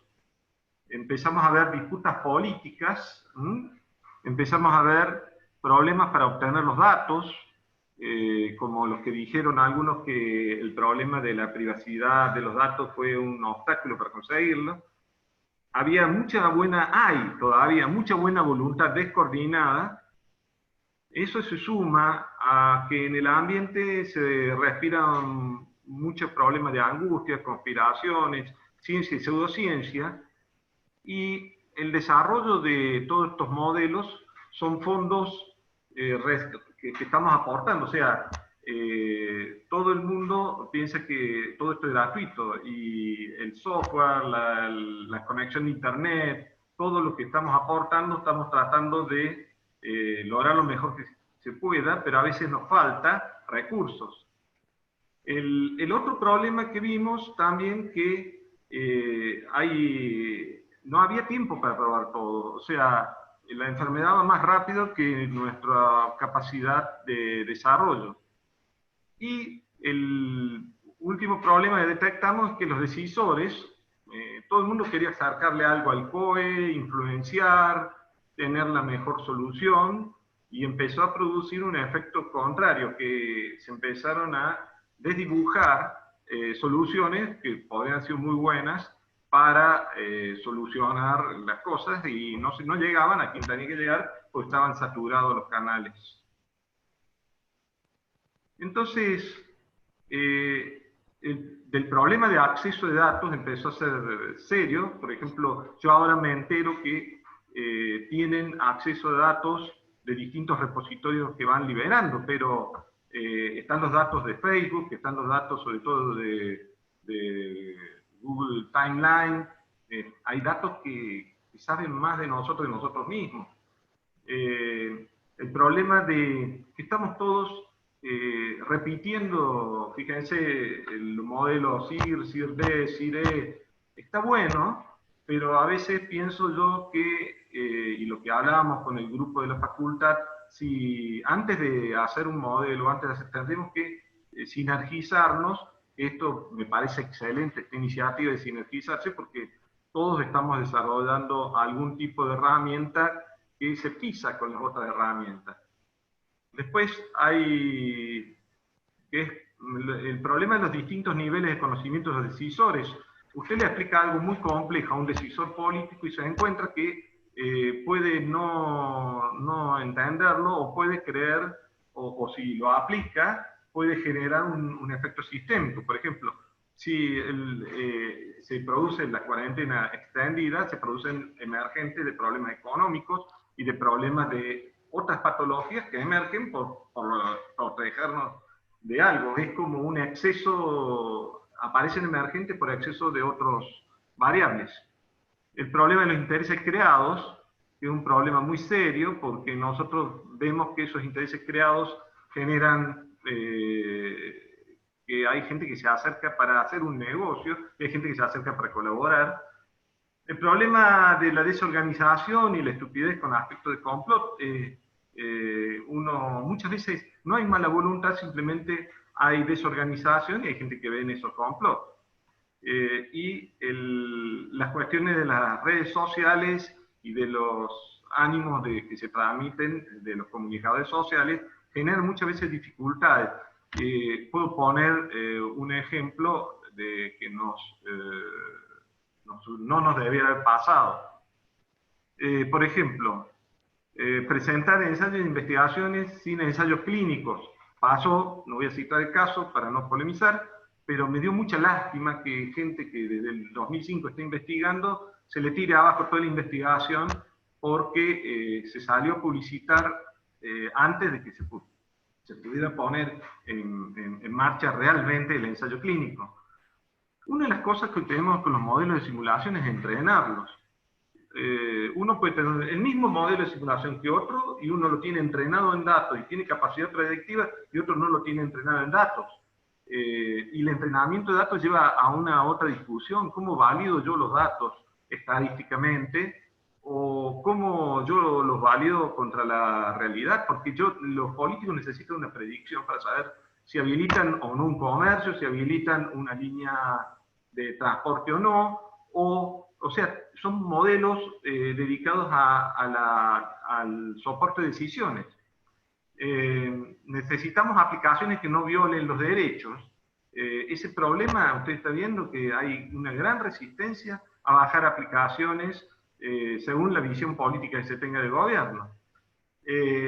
Y modelos, por ejemplo, que den predicciones opuestas. Supóngase que la municipalidad tenga un modelo y la provincia tenga otro modelo. Uno le diga, sí, abra nomás porque va a andar bien, y otro le diga, no, no lo haga. Y generamos un conflicto desde los modelos.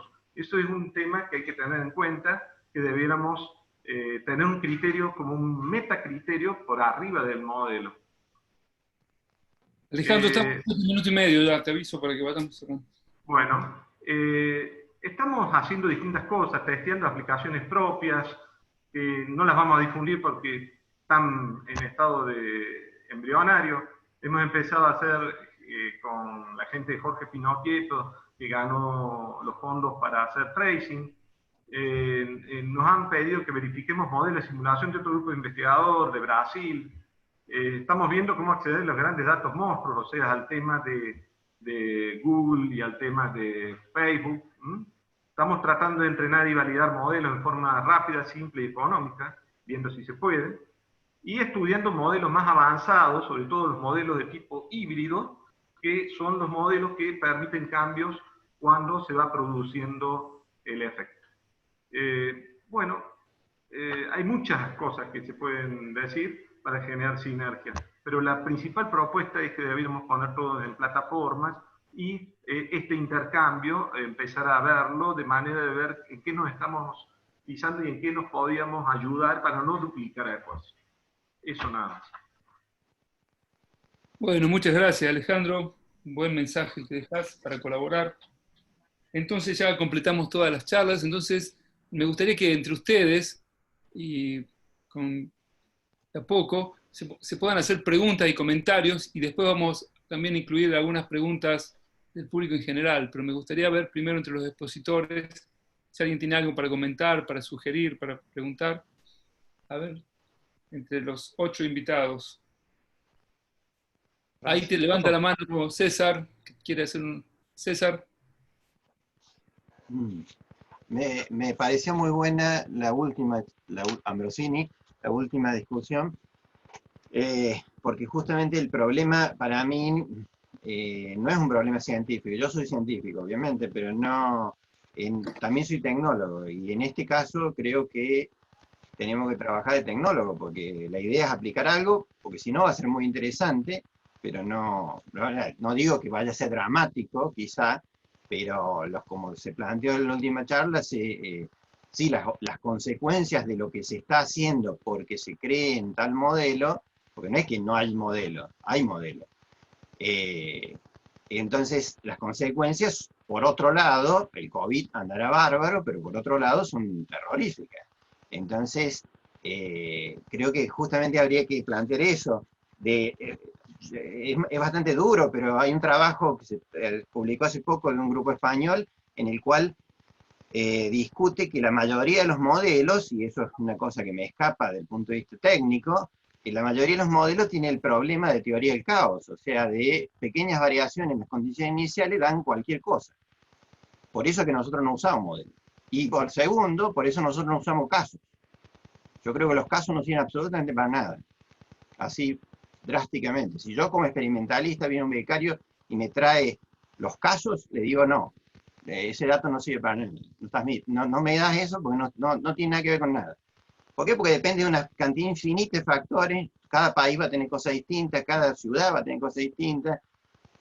Por eso nosotros estamos muertos, que obviamente no es bueno, y aparece un problema que se planteó acá, que es que, por ejemplo, yo no puedo simular Uruguay, porque gracias a Dios para Uruguay tiene muy pocos muertos, entonces no hay un error de truncamiento, digamos. Por día tienen 1 o 2 muertos, no pueden tener 1 y medio. Entonces aparecen cosas raras. Y los muertos también tienen sus problemas de validez de datos, porque qué sé yo, España ahora bajó el número de muertos. No mucho, pero bajó, es ridículo. O sea, no sé cómo sucede, y China aumentó el 50% al final del pico. Pero bueno, por razones de qué sé yo, medido, lo que fuera, o sea, nada es perfecto. Pero la pregunta a mí más va a decir, si no les parece que hay que usar, con la última charla está muy bien, pero la discusión es, no importa si le pegamos al 3 o 4%, a mí me interesa el orden de magnitud. O sea, a mí me interesa si la Argentina va a tener en los próximos 2 meses 1.000 muertos, o 10.000 muertos, o 100.000 muertos. Porque eso es lo que me hace tomar decisiones políticas. Y no siguiendo con lo que venimos haciendo hasta ahora, porque está bien, probablemente funciona, yo tengo argumentos, pero no serán muy válidos, pero las otras consecuencias, como se dijo, los muertos van a venir por otro lado, van a venir por cardiovasculares, por lo que sea, o sea, por otras cosas, o de hambre. Entonces, no se puede seguir con lo que se viene haciendo hasta ahora y no nos pongamos a discutir sobre si estuvo mal o estuvo bien, pero no se puede seguir. Eso es mi opinión personal. Con lo cual necesitamos un diagnóstico. Si dice, si mañana abro todo, no la pavada, no vamos a hacer los teatros o el fútbol, pero si mañana yo muevo el transporte mucho más grande o cosas determinadas, ¿qué va a pasar? ¿Cuál es el riesgo de que voy a duplicar? Y bueno, ahí el político va a tener que tomar la decisión de decir, bueno, sí, va a haber 1.000 muertos más. Bueno, ¿alguien quiere comentar esto que pregunta César? No, ¿yo puedo decir algo? Sí, Orlando. A mí me parece que el problema acá no es tanto los muertos, digamos, así lo han encarado de hecho creo que el mismo Barbero lo mencionó, sino el número de hospitalizados, y que los muertos dependen mucho de que uno disponga de las camas para hospitalizarlos, si no eso se dispara también. Y bueno, y produce un caos aún peor, afectando otras cosas que no son intrínsecas de la enfermedad, digo, ¿no? Ese es el problema que le veo únicamente a contar el número de muertos, porque no es lo mismo de tener un número de muertos dado con un montón de camas desocupadas que tener un sistema sanitario saturado, digamos. Y como muy bien dijo Barbero, esas cosas dependen muchísimo, digamos, son caóticas, cuando los casos son pequeños todavía no están en el régimen de las fluctuaciones, y uno no puede hacer una predicción, digamos. Cuando uno tiene los datos, sí, puede ajustar cualquier curva, pero cuando los datos están evolucionando, me parece que hay que ser prudente. Yo quería hacer una pregunta con esto que dice Orlando, que tiene que ver con la heterogeneidad de los datos que tenemos, porque en los modelos tipo SEIR están viendo como si estuviéramos todos juntos, mezclándonos, pero nosotros encontramos que tenemos provincias que hace 20 días que no tienen casos y tenemos el AMBA que está en una situación. Entonces me parece que tomar decisiones en base a estos modelos requiere mucha prudencia. Y lo otro que les quería preguntar, porque lo dijo César dice que estos modelos presentan caos. Yo me pregunto, ¿estos modelos tienen sensibilidad a las condiciones iniciales o son modelos robustos, son estables? Yo, respecto, bueno, dale. perdón.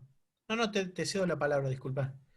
No, bueno, con respecto a la primera pregunta, justamente lo que estamos viendo en Argentina no es un promedio de la Argentina o los casos de Argentina, sino es lo que está pasando en el AMBA, que es el que está llevando de alguna manera la mayor cantidad de casos en Argentina y el mayor impacto del coronavirus, ¿no?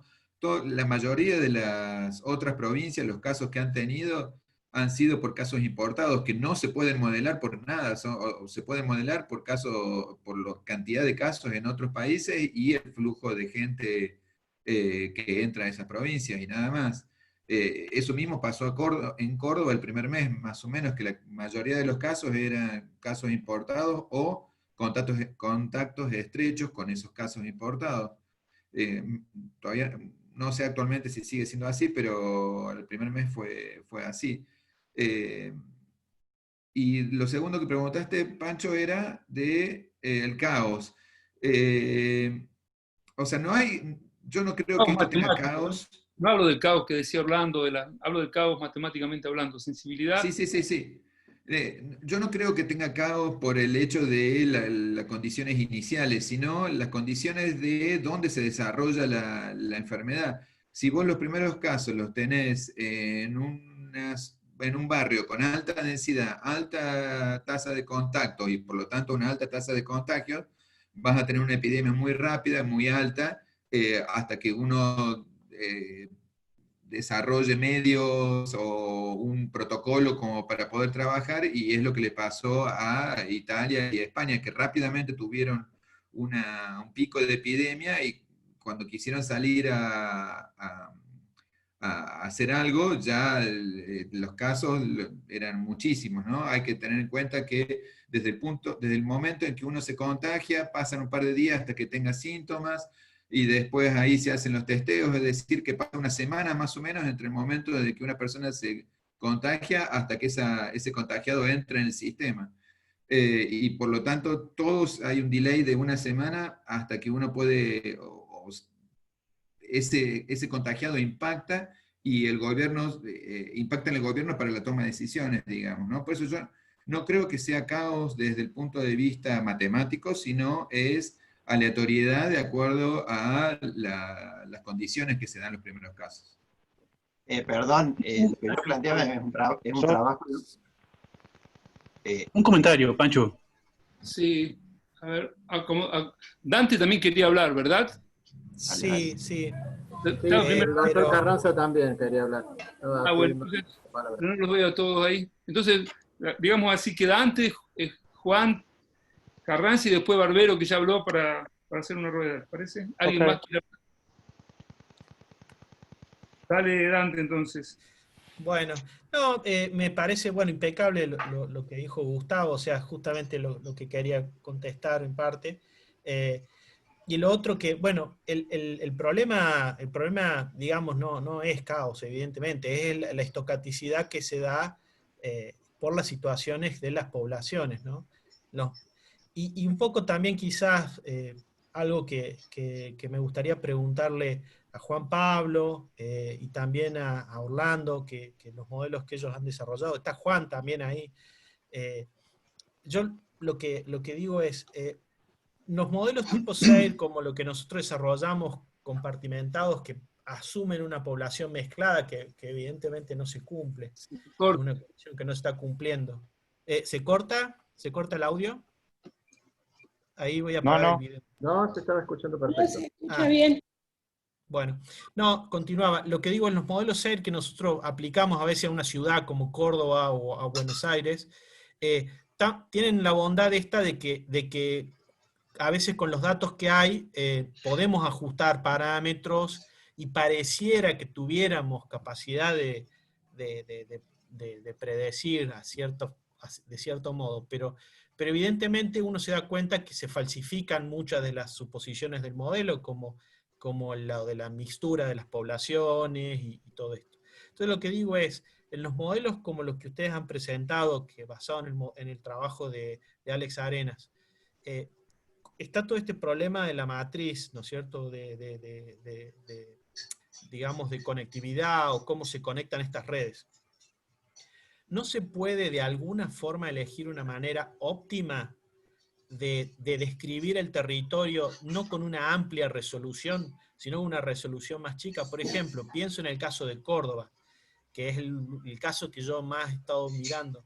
Quizás separar la ciudad de Córdoba del resto de la provincia es una manera que quizás es suficiente para los datos. No sé, esa es mi pregunta también para ellos. Así que también Juan podría comentar. Para los dos Juanes, bueno, porque Perotti también quería hablar. Juan Perotti y Juan Pablo, claro. Bueno, entonces tiene la palabra Juan Pablo y después Juan Ignacio. Dale, sí, la respuesta no la tengo, ¿sí? A mí, y un poco lo aclaré cuando me tocaron los 5 minutos, yo lo sufrí en carne propia, me da un poco de temor lo que se puede generar en base a esto, por eso comparto mucho lo que se dijo en la última charla. Yo les contaba que por un posteo en redes sociales me llegaron a llamar de Canal 8 para preguntarme a mí, que soy economista y que hacía 5 días que estaba estudiando esto, ¿cuándo iba a ser el pico de la pandemia?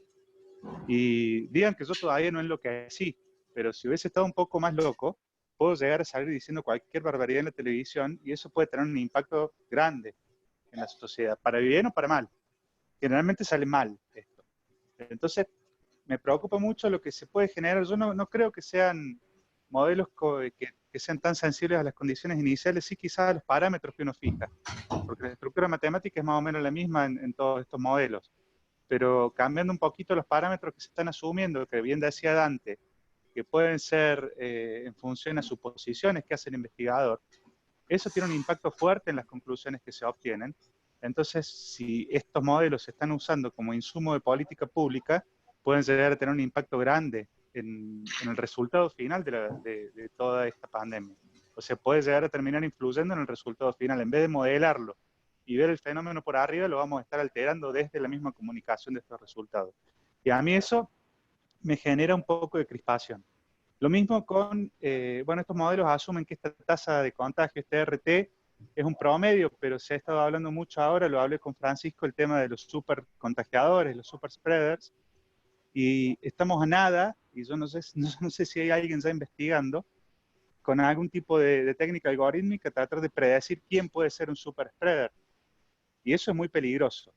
¿Sí? Yo, en principio, soy partidario de que no se conozca, que no tengamos insumos para modelar esta matriz de contacto.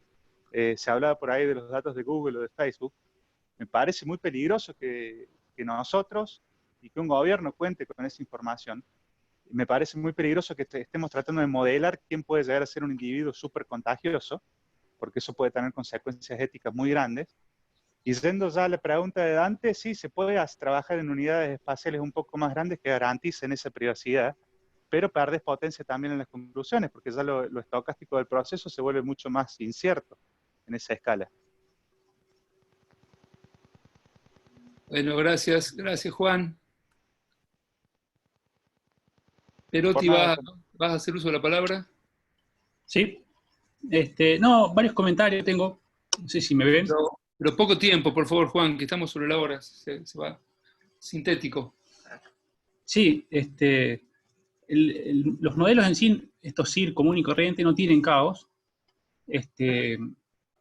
Y eso básicamente se ve que el punto fijo no depende, o sea, no depende de las condiciones iniciales.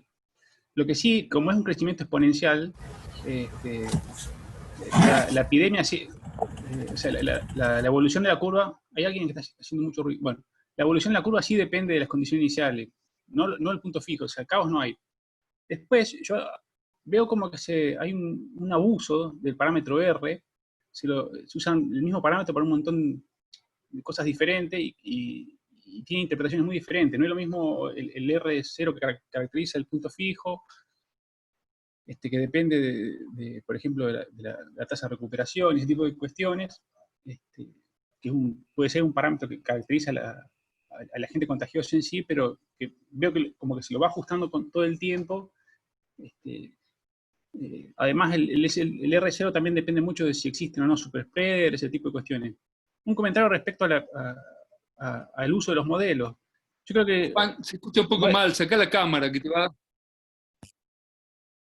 Juan, se escucha mal. ¿Escucha mejor? ¿Se escucha? A ver, ahora, Juan.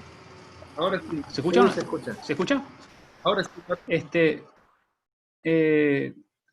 Los modelos por ahí no sirven mucho para predecir, pero sí sirven mucho para entender. Por ejemplo, la cuestión de los superspread es importante y en ese sentido es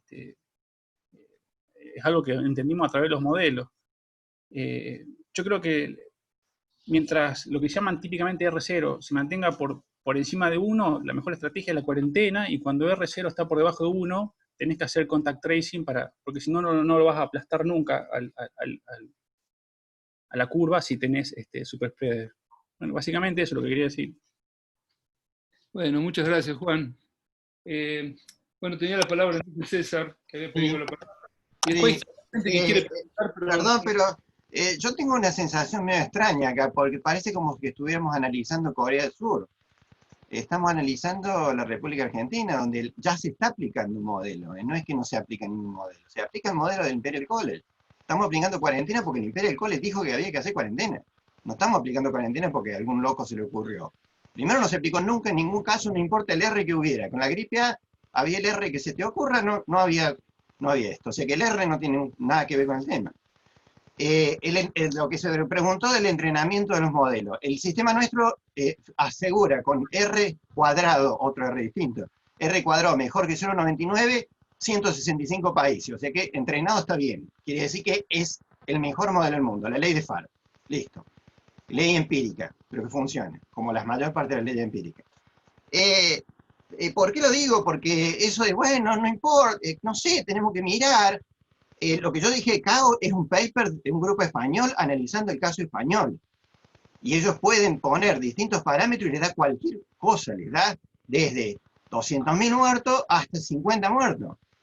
Y son todos racionales y ajustan todo en una determinada zona. Entonces, evidentemente el modelo intrínsecamente tiene un problema y sofisticarlo poniéndole cosas más microscópicas. Yo soy físico-químico. Los físico-químicos para nosotros todas las moléculas son iguales, generalmente, son todo el mismo gas. Yo no sé sinceramente si los modelos, si hay que tener en cuenta si la persona se mueve un poquito más o se mueve un poquito menos, porque eso cambia mucho. Es una temperatura global, opinión, pero bueno. Habría que validarlo. No está validado eso, pero la cuarentena tampoco está validada. Y no es una cuestión política o ideológica de si la cuarentena está bien o la cuarentena está mal. Es que se está aplicando una medida basada en un modelo que dijo tenemos que tener supresión 75% o si no se rompe el sistema médico.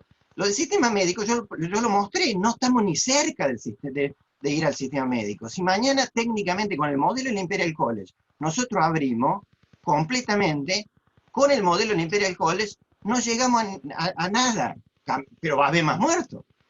La pregunta es, ¿nos podemos bancar 100.000 muertos más? Pero la realidad es, no es un problema teórico. Por eso yo hablo del orden de magnitud. Si a mí me dicen, con lo que vos vas a hacer, el modelo me predice 100.000 muertos, no, bueno, me quedo en mi casa, me encierro en el baño. Es seguro. Pero ese es el problema, es de un problema tecnológico, es problema de orden de magnitud. No estamos hablando de más o menos 3%. No es lo mismo plantea Bélgica que la Argentina. Estamos aplicando el mismo modelo en última instancia a unos tipos que tenían 700 casos por millón, a unos que tenemos 10 casos por millón. O sea, ¿tiene algún César, te quiero hacer una pregunta. Vos decís que el gobierno, que las medidas se toman por el modelo del Imperial College. Eso no coincide con la información que yo tengo. ¿Vos cómo sabés que usan el modelo del Imperial College? Porque tengo entendido que usan un modelo que desarrollaron entre ciencia y técnica y salud. Por eso te pregunto. Me llama la atención lo que... Primero de todo, grave, o sea, no grave, bueno, yo puedo ser burro. Yo veo los canales normales, qué sé yo, nunca escuché hablar de otro modelo, pero me parece fantástico que haya otro modelo. Pero no lo critico al Imperial College porque sea el Imperial College. El modelo del Imperial College tiene deficiencias profundas y la primera es que no predice ni cerca. El Imperial College predecía 14.300 muertes en Argentina con cuarentena. Con cuarentena. ¿Cuándo van a venir? ¿En diciembre?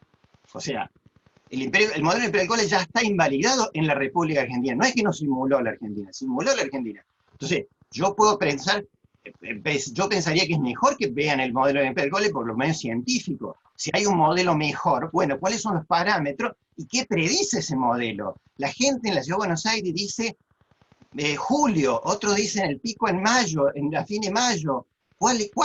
¿Dónde está la fotito, la curvita? O sea, alguien que diga algo, porque si le dicen septiembre, que hay gente que dice septiembre, ¿alguien va a sobrevivir a septiembre? Esa es la pregunta importante, pero es tecnológica. Ahora, no significa yo tengo la verdad y abramos mañana. No, no es eso.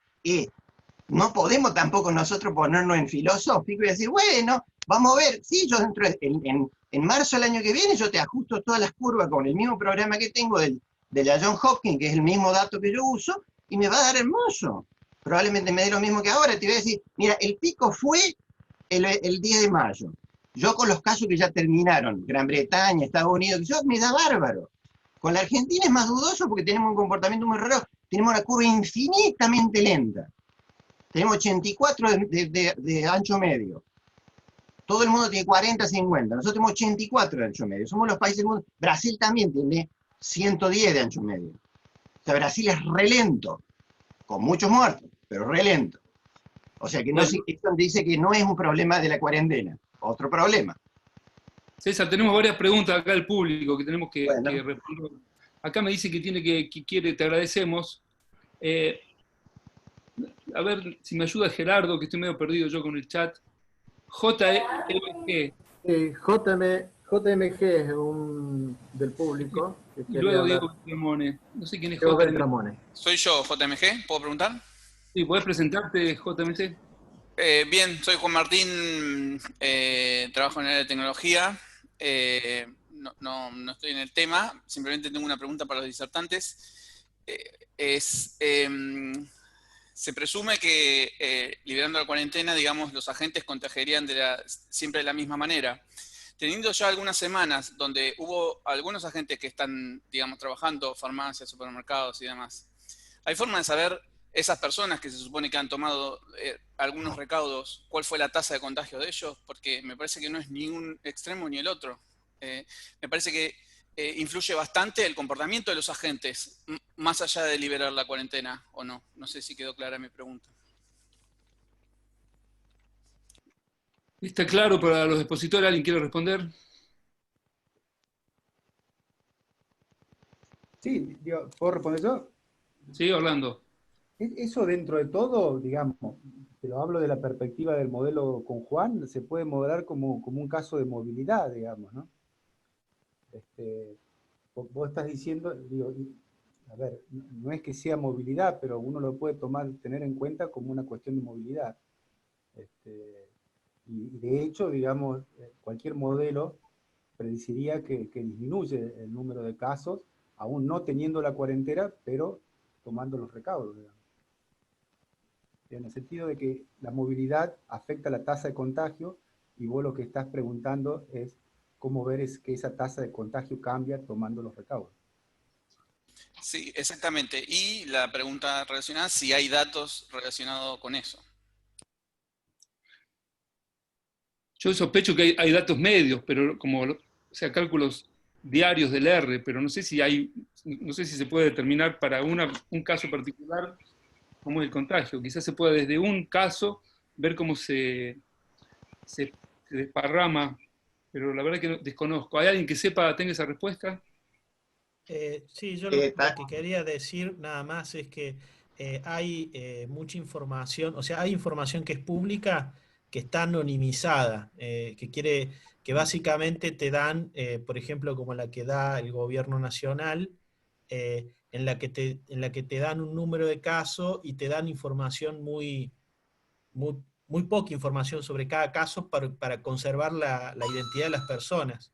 Yo lo que sí tengo entendido digamos, de datos que maneja, por ejemplo, el Ministerio de Salud aquí en Córdoba, ellos tienen absolutamente toda la información de cómo se ha contagiado cada persona, porque ellos lo que hacen es siguen a la persona que se ha confirmado mediante algún test, se fijan, le preguntan básicamente cuándo empezó a tener síntomas, si es que no tuvo síntomas, y además se hace el seguimiento de los contactos. Entonces ahí ellos tienen información que hasta cierto punto se podría utilizar para definir cosas como, por ejemplo, qué casos se dan en cada actividad económica, porque, por ejemplo, ellos también tienen los datos personales. Pero yo creo que de la mayoría de los que estuvimos hablando aquí no tenemos esa información, salvo algunos que están colaborando estrechamente con algún gobierno. O sea, es posible, pero no, la verdad que no creo que sea muy factible que aquí tengamos la respuesta. Pero Bien, bueno, lo último, no quito más tiempo, porque me parece que de abrir la cuarentena habría que ver cómo evolucionó en aquellos que no tuvieron cuarentena, como supermercadistas, farmacias o lo que sea, para tener una estimación de qué podría pasar. Sí. Sí, está bien. Sí. Eso es muy difícil de incluir, Juan Martín, en estos modelos. Estos modelos son complicados para eso, tienen ciertas condiciones que se tienen que cumplir. Después están los modelos fenomenológicos, que hablaba César, pero bueno, son fenomenológicos y tratan a todo el sistema como una gran unidad. Vos estás pensando en ir a algo mucho más micro, que me parece muy interesante. Pero bueno. Pasemos entonces a otra pregunta, a ver si me ayuda Gerardo. Sí, Diego Beltramone. Diego de la Facultad de Ciencias Exactas. ¿Estás ahí, Diego? No se te escucha, Diego, tenés que habilitar a ver si te habilitamos nosotros. Gerardo, ahí está habilitado. Ahí está. Bárbaro. Bueno, ¿qué tal? Soy Diego Beltramone, soy el director de la Escuela de Ingeniería Biomédica de la Facultad de Ciencias Exactas, en conjunto con la Facultad de Ciencias Médicas. Yo por ahí, como comentario, o dudo, yo no soy del tema de modelos, yo trabajo otro tema, pero por ahí trato de ver algunas cuestiones que veo. Que por ahí pienso que la necesidad global pasa por hoy quienes están realizando las decisiones políticas públicas, digamos. La idea es saber, sondear qué pasa si se hace una medida u otra. O sea, yo entiendo que obviamente hay un montón de variables y eso es lo complejo, pero no se podría trabajar justamente de alguna forma de hacer un pareto para ver cuáles son las variables que influyen más. La idea es para dar herramientas a quien toma las decisiones políticas, tipo plantear un tablero de comando para ver qué pasa si se van cambiando esas variables. Porque obviamente estamos trabajando el tema de cantidad de personas infectadas, cantidad de personas recuperadas, cantidad de personas que mueren, pero obviamente hay muchas otras variables. Eso de alguna forma es el resultado de lo que están buscando quienes toman decisiones políticas, a ver qué pasa si yo esta zona está en cuarentena, si libero una parte, si habilito el transporte público. Entonces quizá lo que se puede plantear es, bueno, están todas estas variables, es cierto, hay un montón, infinitas, pero debe haber una serie de variables que sean las centrales y que estas variables realmente hacen un gran impacto. A eso yo me refiero con un pareto. ¿Se puede hacer un análisis por ese lado, en paralelo? ¿Quién le puede responder? Sí. Hola. ¿Podría aportar algo, si les parece? Hola Mónica, ¿cómo andás? ¿Qué tal? ¿Cómo estás, Pancho? Bueno, yo quería decir que, por supuesto, que estos modelos que hemos estado escuchando son modelos excelentes para ver una tendencia promedio poblacional, basado, suponiendo que tenemos los datos verdaderos y que partimos para poder ir dando estas predicciones y que partimos de valores buenos. Que sabemos que eso es bastante complicado de tener, pero igual ayudan un montón, sirven para comparar poblaciones. Pero dentro de nuestra población argentina, la variabilidad es enorme. O sea que imagínense que una sola curvita para Argentina no alcanza. Y coincido con Diego que hay muchas variables. Cuando él dice un pareto, me imagino que está imaginando muchas covariables que uno debiera medir o debiera tener el dato para ver cómo impactan y ir pronosticando riesgos.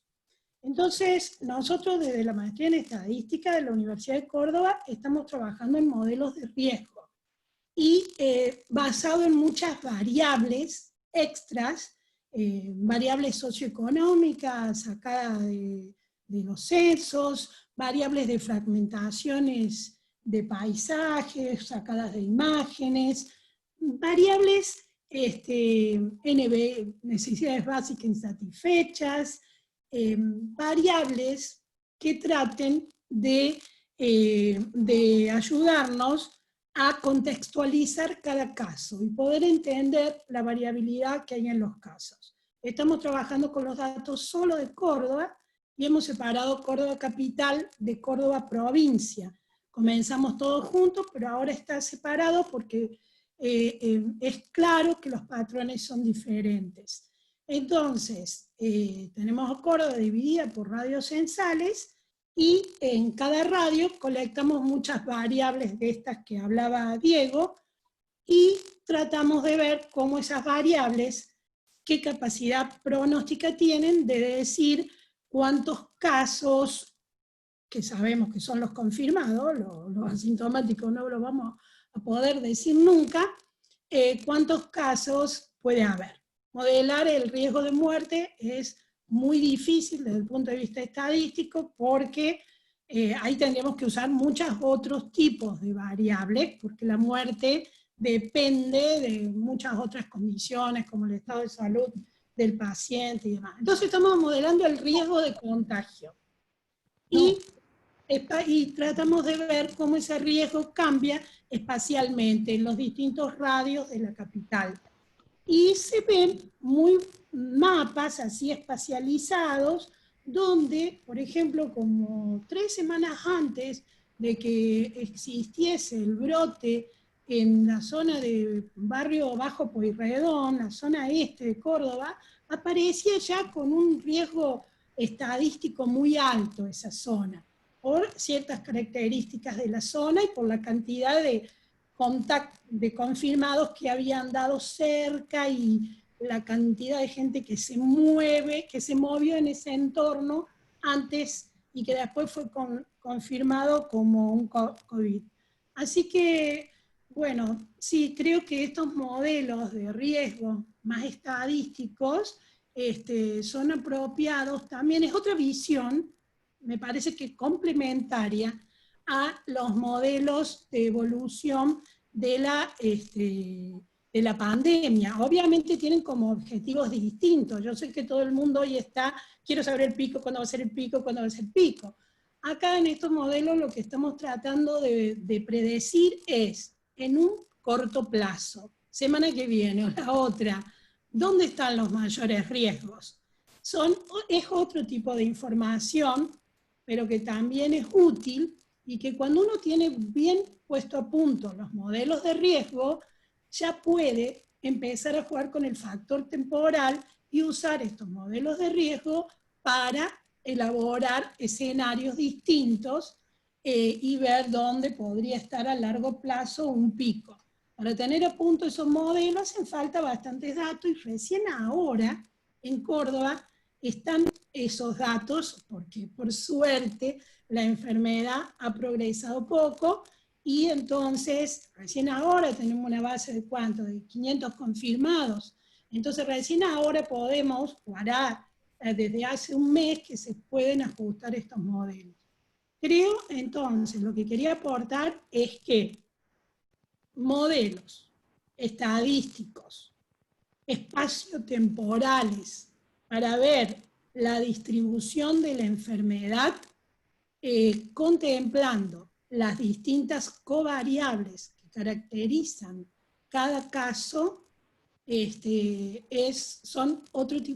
constituyen otro tipo de modelos muy apropiados para esta situación. Y que obviamente cuando algo es complejo, monstruo grande se come de a pedacito y de muchos pedacitos. Entonces es necesario que estemos trabajando con modelos de diversos tipos y mirarlos complementariamente y saber que están, porque los inputs, los resultados de uno pueden pasar a ser inputs de otros, y eso es muy importante. Muchas gracias, Mónica. Quiero preguntarte, Mónica, y si me permite, Marieka, corregime, que está previsto que va a haber una conferencia de este tipo, un encuentro, para hablar de los modelos estadísticos. Y cuando eso pase, me gustaría que los dinámicos que están hoy también se sumen, porque como dice Mónica, me parece que deberíamos superarnos confluyendo a modelos que sean más precisos, que lleven en cuenta la heterogeneidad y que no consideren que todos tenemos la misma capacidad de contagiarnos, como marcaba recién Juan Martín, sino que empiecen a llevar en cuenta las especificidades. Hay una pregunta acá que creo que hace Gabriel Tagle, el ingeniero Gabriel Tagle, a ver si la encuentro. ¿Algún expositor puede decir para la provincia de Córdoba cuál es la cantidad estimada de portadores que hay en la actualidad? Esto es muy importante para conocer la probabilidad de contagiarse al salir a la calle. Yo me atrevo a decir que nadie se va a animar a decirlo, pero a ver si alguien puede responder cuántos se estiman que hay en Córdoba. ¿Qué opinan los modeladores? Es un riesgo, ¿no? Es un riesgo. O sea, ¿cuántos contagiados? Más de 20.000. Claro. Pero no, bueno, una pregunta equivalente sería preguntarles si ustedes tienen alguna estimativa de por sobre los detectados, ¿cuántos serían los asintomáticos no detectados que están circulando? ¿Se saben esos números? No sé. Perdón, ahora va en esa dirección. Ahí se plantea que la mortalidad no se puede calcular. Sí se puede calcular, se está calculando todo el tiempo. O sea, obviamente la mortalidad media, pero de hecho está bajando, y es muy importante porque la mortalidad del caso infectado te dice, no te preocupes si salís a la calle, pero la mortalidad es el 0.01%, realmente la probabilidad es más grande que te caiga una maceta en la cabeza. A mí me resulta bastante, pero ya estoy acostumbrado, digamos, con los científicos argentinos. Si vos vas al médico y el médico te dice, le quedan 6 meses de vida porque usted tiene cáncer, está mintiendo, porque te pueden quedar 10 años o 2 días, porque es estadística, es una gaussiana, entonces tiene la media hasta en 6 meses. Sin embargo, te lo dice. ¿Por qué? Porque es un tecnólogo el médico, y entonces te tiene que decir lo que te tiene que decir. No se puede decir, no sé, esperemos. El problema, ¿cuál es? Que esperemos, podría estar muy bien, no creo, pero podría estar muy bien, si no estuviéramos haciendo nada. Si esto fuera una cosa filosófica, como hacemos con la gripe todos los años, más o menos, esperamos, no es muy grave, entonces bueno, las cosas transcurren y todo bien. Pero eso no es lo que estamos haciendo. Acá hemos amputado y queremos seguir amputando la otra pierna, y no lo digo contra el gobierno ni contra nadie, todo el planeta está en la misma, o la mayoría por lo menos. Entonces, recién alguien me decía, y para colmo la gente tiene en la cabeza una serie de modelos supuestos que son falsos. Por ejemplo, cree que la cuarentena va a producir el pico. Me lo acaban de decir en el chat. O sea que si no hubiéramos hecho nada, nunca tendríamos picos, nos moriríamos todos. Eso como los epidemiólogos, algún modelo de eso no, obviamente, ¿no? Ninguna epidemia en el planeta pasó así, no se murió todo el mundo. Porque eso está intrínsecamente en la matemática del modelo. Entonces, bueno, digámoslo por lo menos, pero no es decirles, no, salgan de Holgorio mañana. La cuestión está filosófica de que el modelo no ajusta, pero no se ajustaría. Bueno, en marzo del año que viene vamos a tener todos los datos y vamos a poder ajustar y vamos a poder decir cuál es el modelo. Opinión muy gorda de experimentalista. Cuando uno aumenta la cantidad de resolución de grano, pierde capacidad de predicción. Se llama overfitting, digamos, o sea, ajusta demasiado y no sirve para nada. No es necesario decir, no, porque tengo uno acá otro. Que la Argentina no es un conjunto único, no es un adiabático, seguro que la Argentina debería ser separada en 4 o 5 pedazos probablemente. Ahora, el mundo ajusta con un pico con la ley de FARC, y el mundo no es una sola cosa. Y en una pandemia, para todo el mundo junto. Ajusta, y dentro de un mes no va a haber más en el mundo.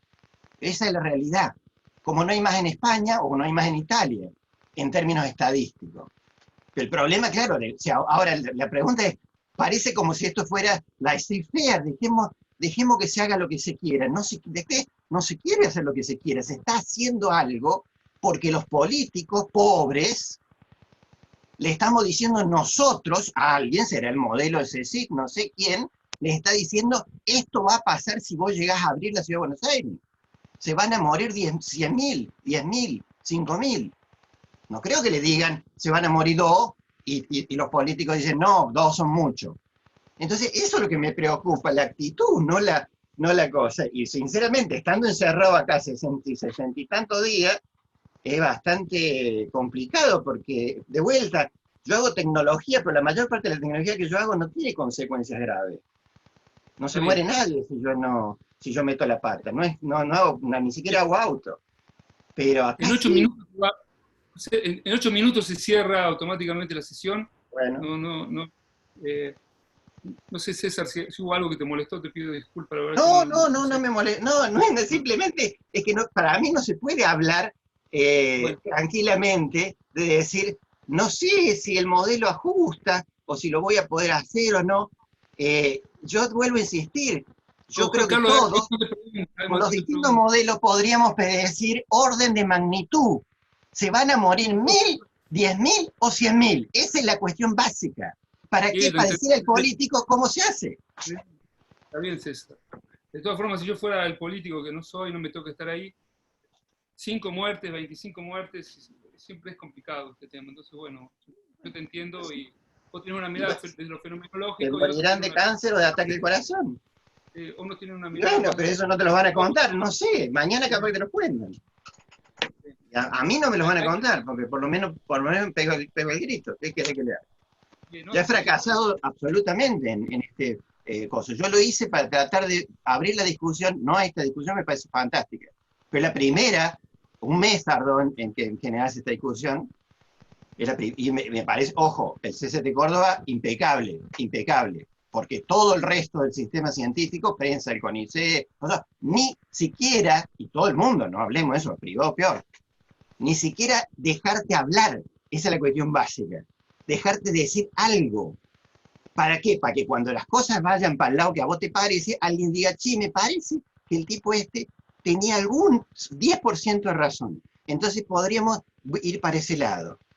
Eso es ahora, yo lo que no puedo es pensarlo como una cosa filosófica, como si estuviera analizando Corea del Sur, decir, mira, los coreanos le hicieron bien, porque el contact tracing, qué sé yo, qué bueno, qué lindo, y lo hacen en Argentina, no, no podemos. Y bueno, ¿para qué? O sea, como paper está bárbaro, pero ¿qué vamos a conseguir? Bueno, que quería, bueno, no sé si llegamos al final, dentro de poco se va a terminar la conferencia, le quería pasar la palabra a Marieka, ¿estás ahí, Marieka? Quería Sí, agradecerle aquí a los estoy. expositores, quería agradecerle muchísimo a todos los que nos acompañaron. Yo voy a poner ahí, no sé si puse mi mail, si alguien tiene alguna pregunta, después yo me ofrezco también a ayudarlos para ponerlos en contacto, para transmitir alguna pregunta a alguno de los participantes. Les quiero agradecer, acá hay mucha gente especialista que está escuchando, mucha gente que viene de áreas afines, de las ciencias sociales, de la salud, de la estadística. Yo sé que el CCT va a seguir haciendo estas charlas y apelo a la mirada interdisciplinaria, a que vayamos a todas las reuniones, que aprendamos, que preguntemos y que de acá salgan también muchas colaboraciones. Hicimos esto con la esperanza de que se pongan a trabajar en conjunto, intercambien ideas. Así que ese es mi mensaje, me despido yo y le dejo con Marieka para que ella los despida. Un abrazo. Bueno, muchas gracias a todos los participantes, en particular a todos los disertantes. Ha sido verdaderamente una reunión muy concurrida para empezar. Hemos llegado a un pico de 184 participantes. Bueno, las discusiones que se han desencadenado son muy interesantes. Y bueno, esperamos que esta oportunidad se repita. Como dice Pancho, sin duda vamos a continuar con la organización de estas reuniones, tratando de mirar este problema desde distintas perspectivas. Todo lo que ha ocurrido en la charla de hoy fue grabado y va a quedar a disposición de ustedes y todos aquellos interesados en las redes sociales o en la página del CCT Córdoba. Así que bueno, pueden consultar el Twitter, el Facebook y la página del CCT CONICET Córdoba y allí nos seguiremos encontrando. Y por supuesto todos invitados para las próximas reuniones y como dice Pancho, que sea este el origen de nuevos encuentros y de nuevas colaboraciones. Muchas gracias a todos, muchas gracias Pancho, porque tu participación ha sido muy importante, tanto en la ejecución como en la preparación de toda la reunión. Bueno, gracias, un abrazo. Te dejo para que si hace falta alguna ayuda, nos contactemos. Bueno, además, antes de cerrar, quiero agradecer al doctor Pecheni que nos ha acompañado desde Buenos Aires. ¿Cómo? Activamente nos acompaña. Sí, se ha expresado mucho a lo largo del chat. Bueno, así que bueno, esperamos que continúe. Vamos a tener una sesión de ciencias sociales, así que ahí él también va a ser un participante. Bueno, queremos discutir desde todos los puntos de vista como ustedes ven, desde la filosofía, la sociología, la historia, además de la computación, el uso de datos, la estadística, así que va a haber un lugar para todos y todas. Bueno, muchas gracias y buenas tardes. Nos vemos. Que tengan un muy buen día. Chao, chao. Gracias, chao. Chao, gracias. Bueno, ahí estoy yo. Chao. Chao, gracias. Chao, gracias, Pancho. Gracias. Gracias, papá. Bueno, chao, Diego. Chao, César. Chao, gracias. Chao, hasta luego. Muy interesante. Gracias. Chao. Chao a todos.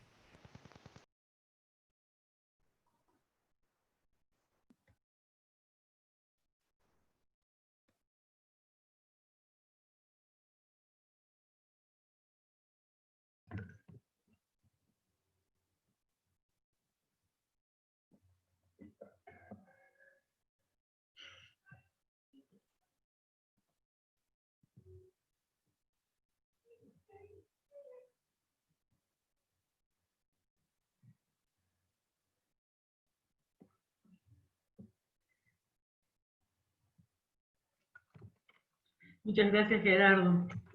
Muchas gracias, Gerardo, De por nada, tu doctora. colaboración. Está todo muy bien, ¿eh? Perfecto, nos seguimos comunicando.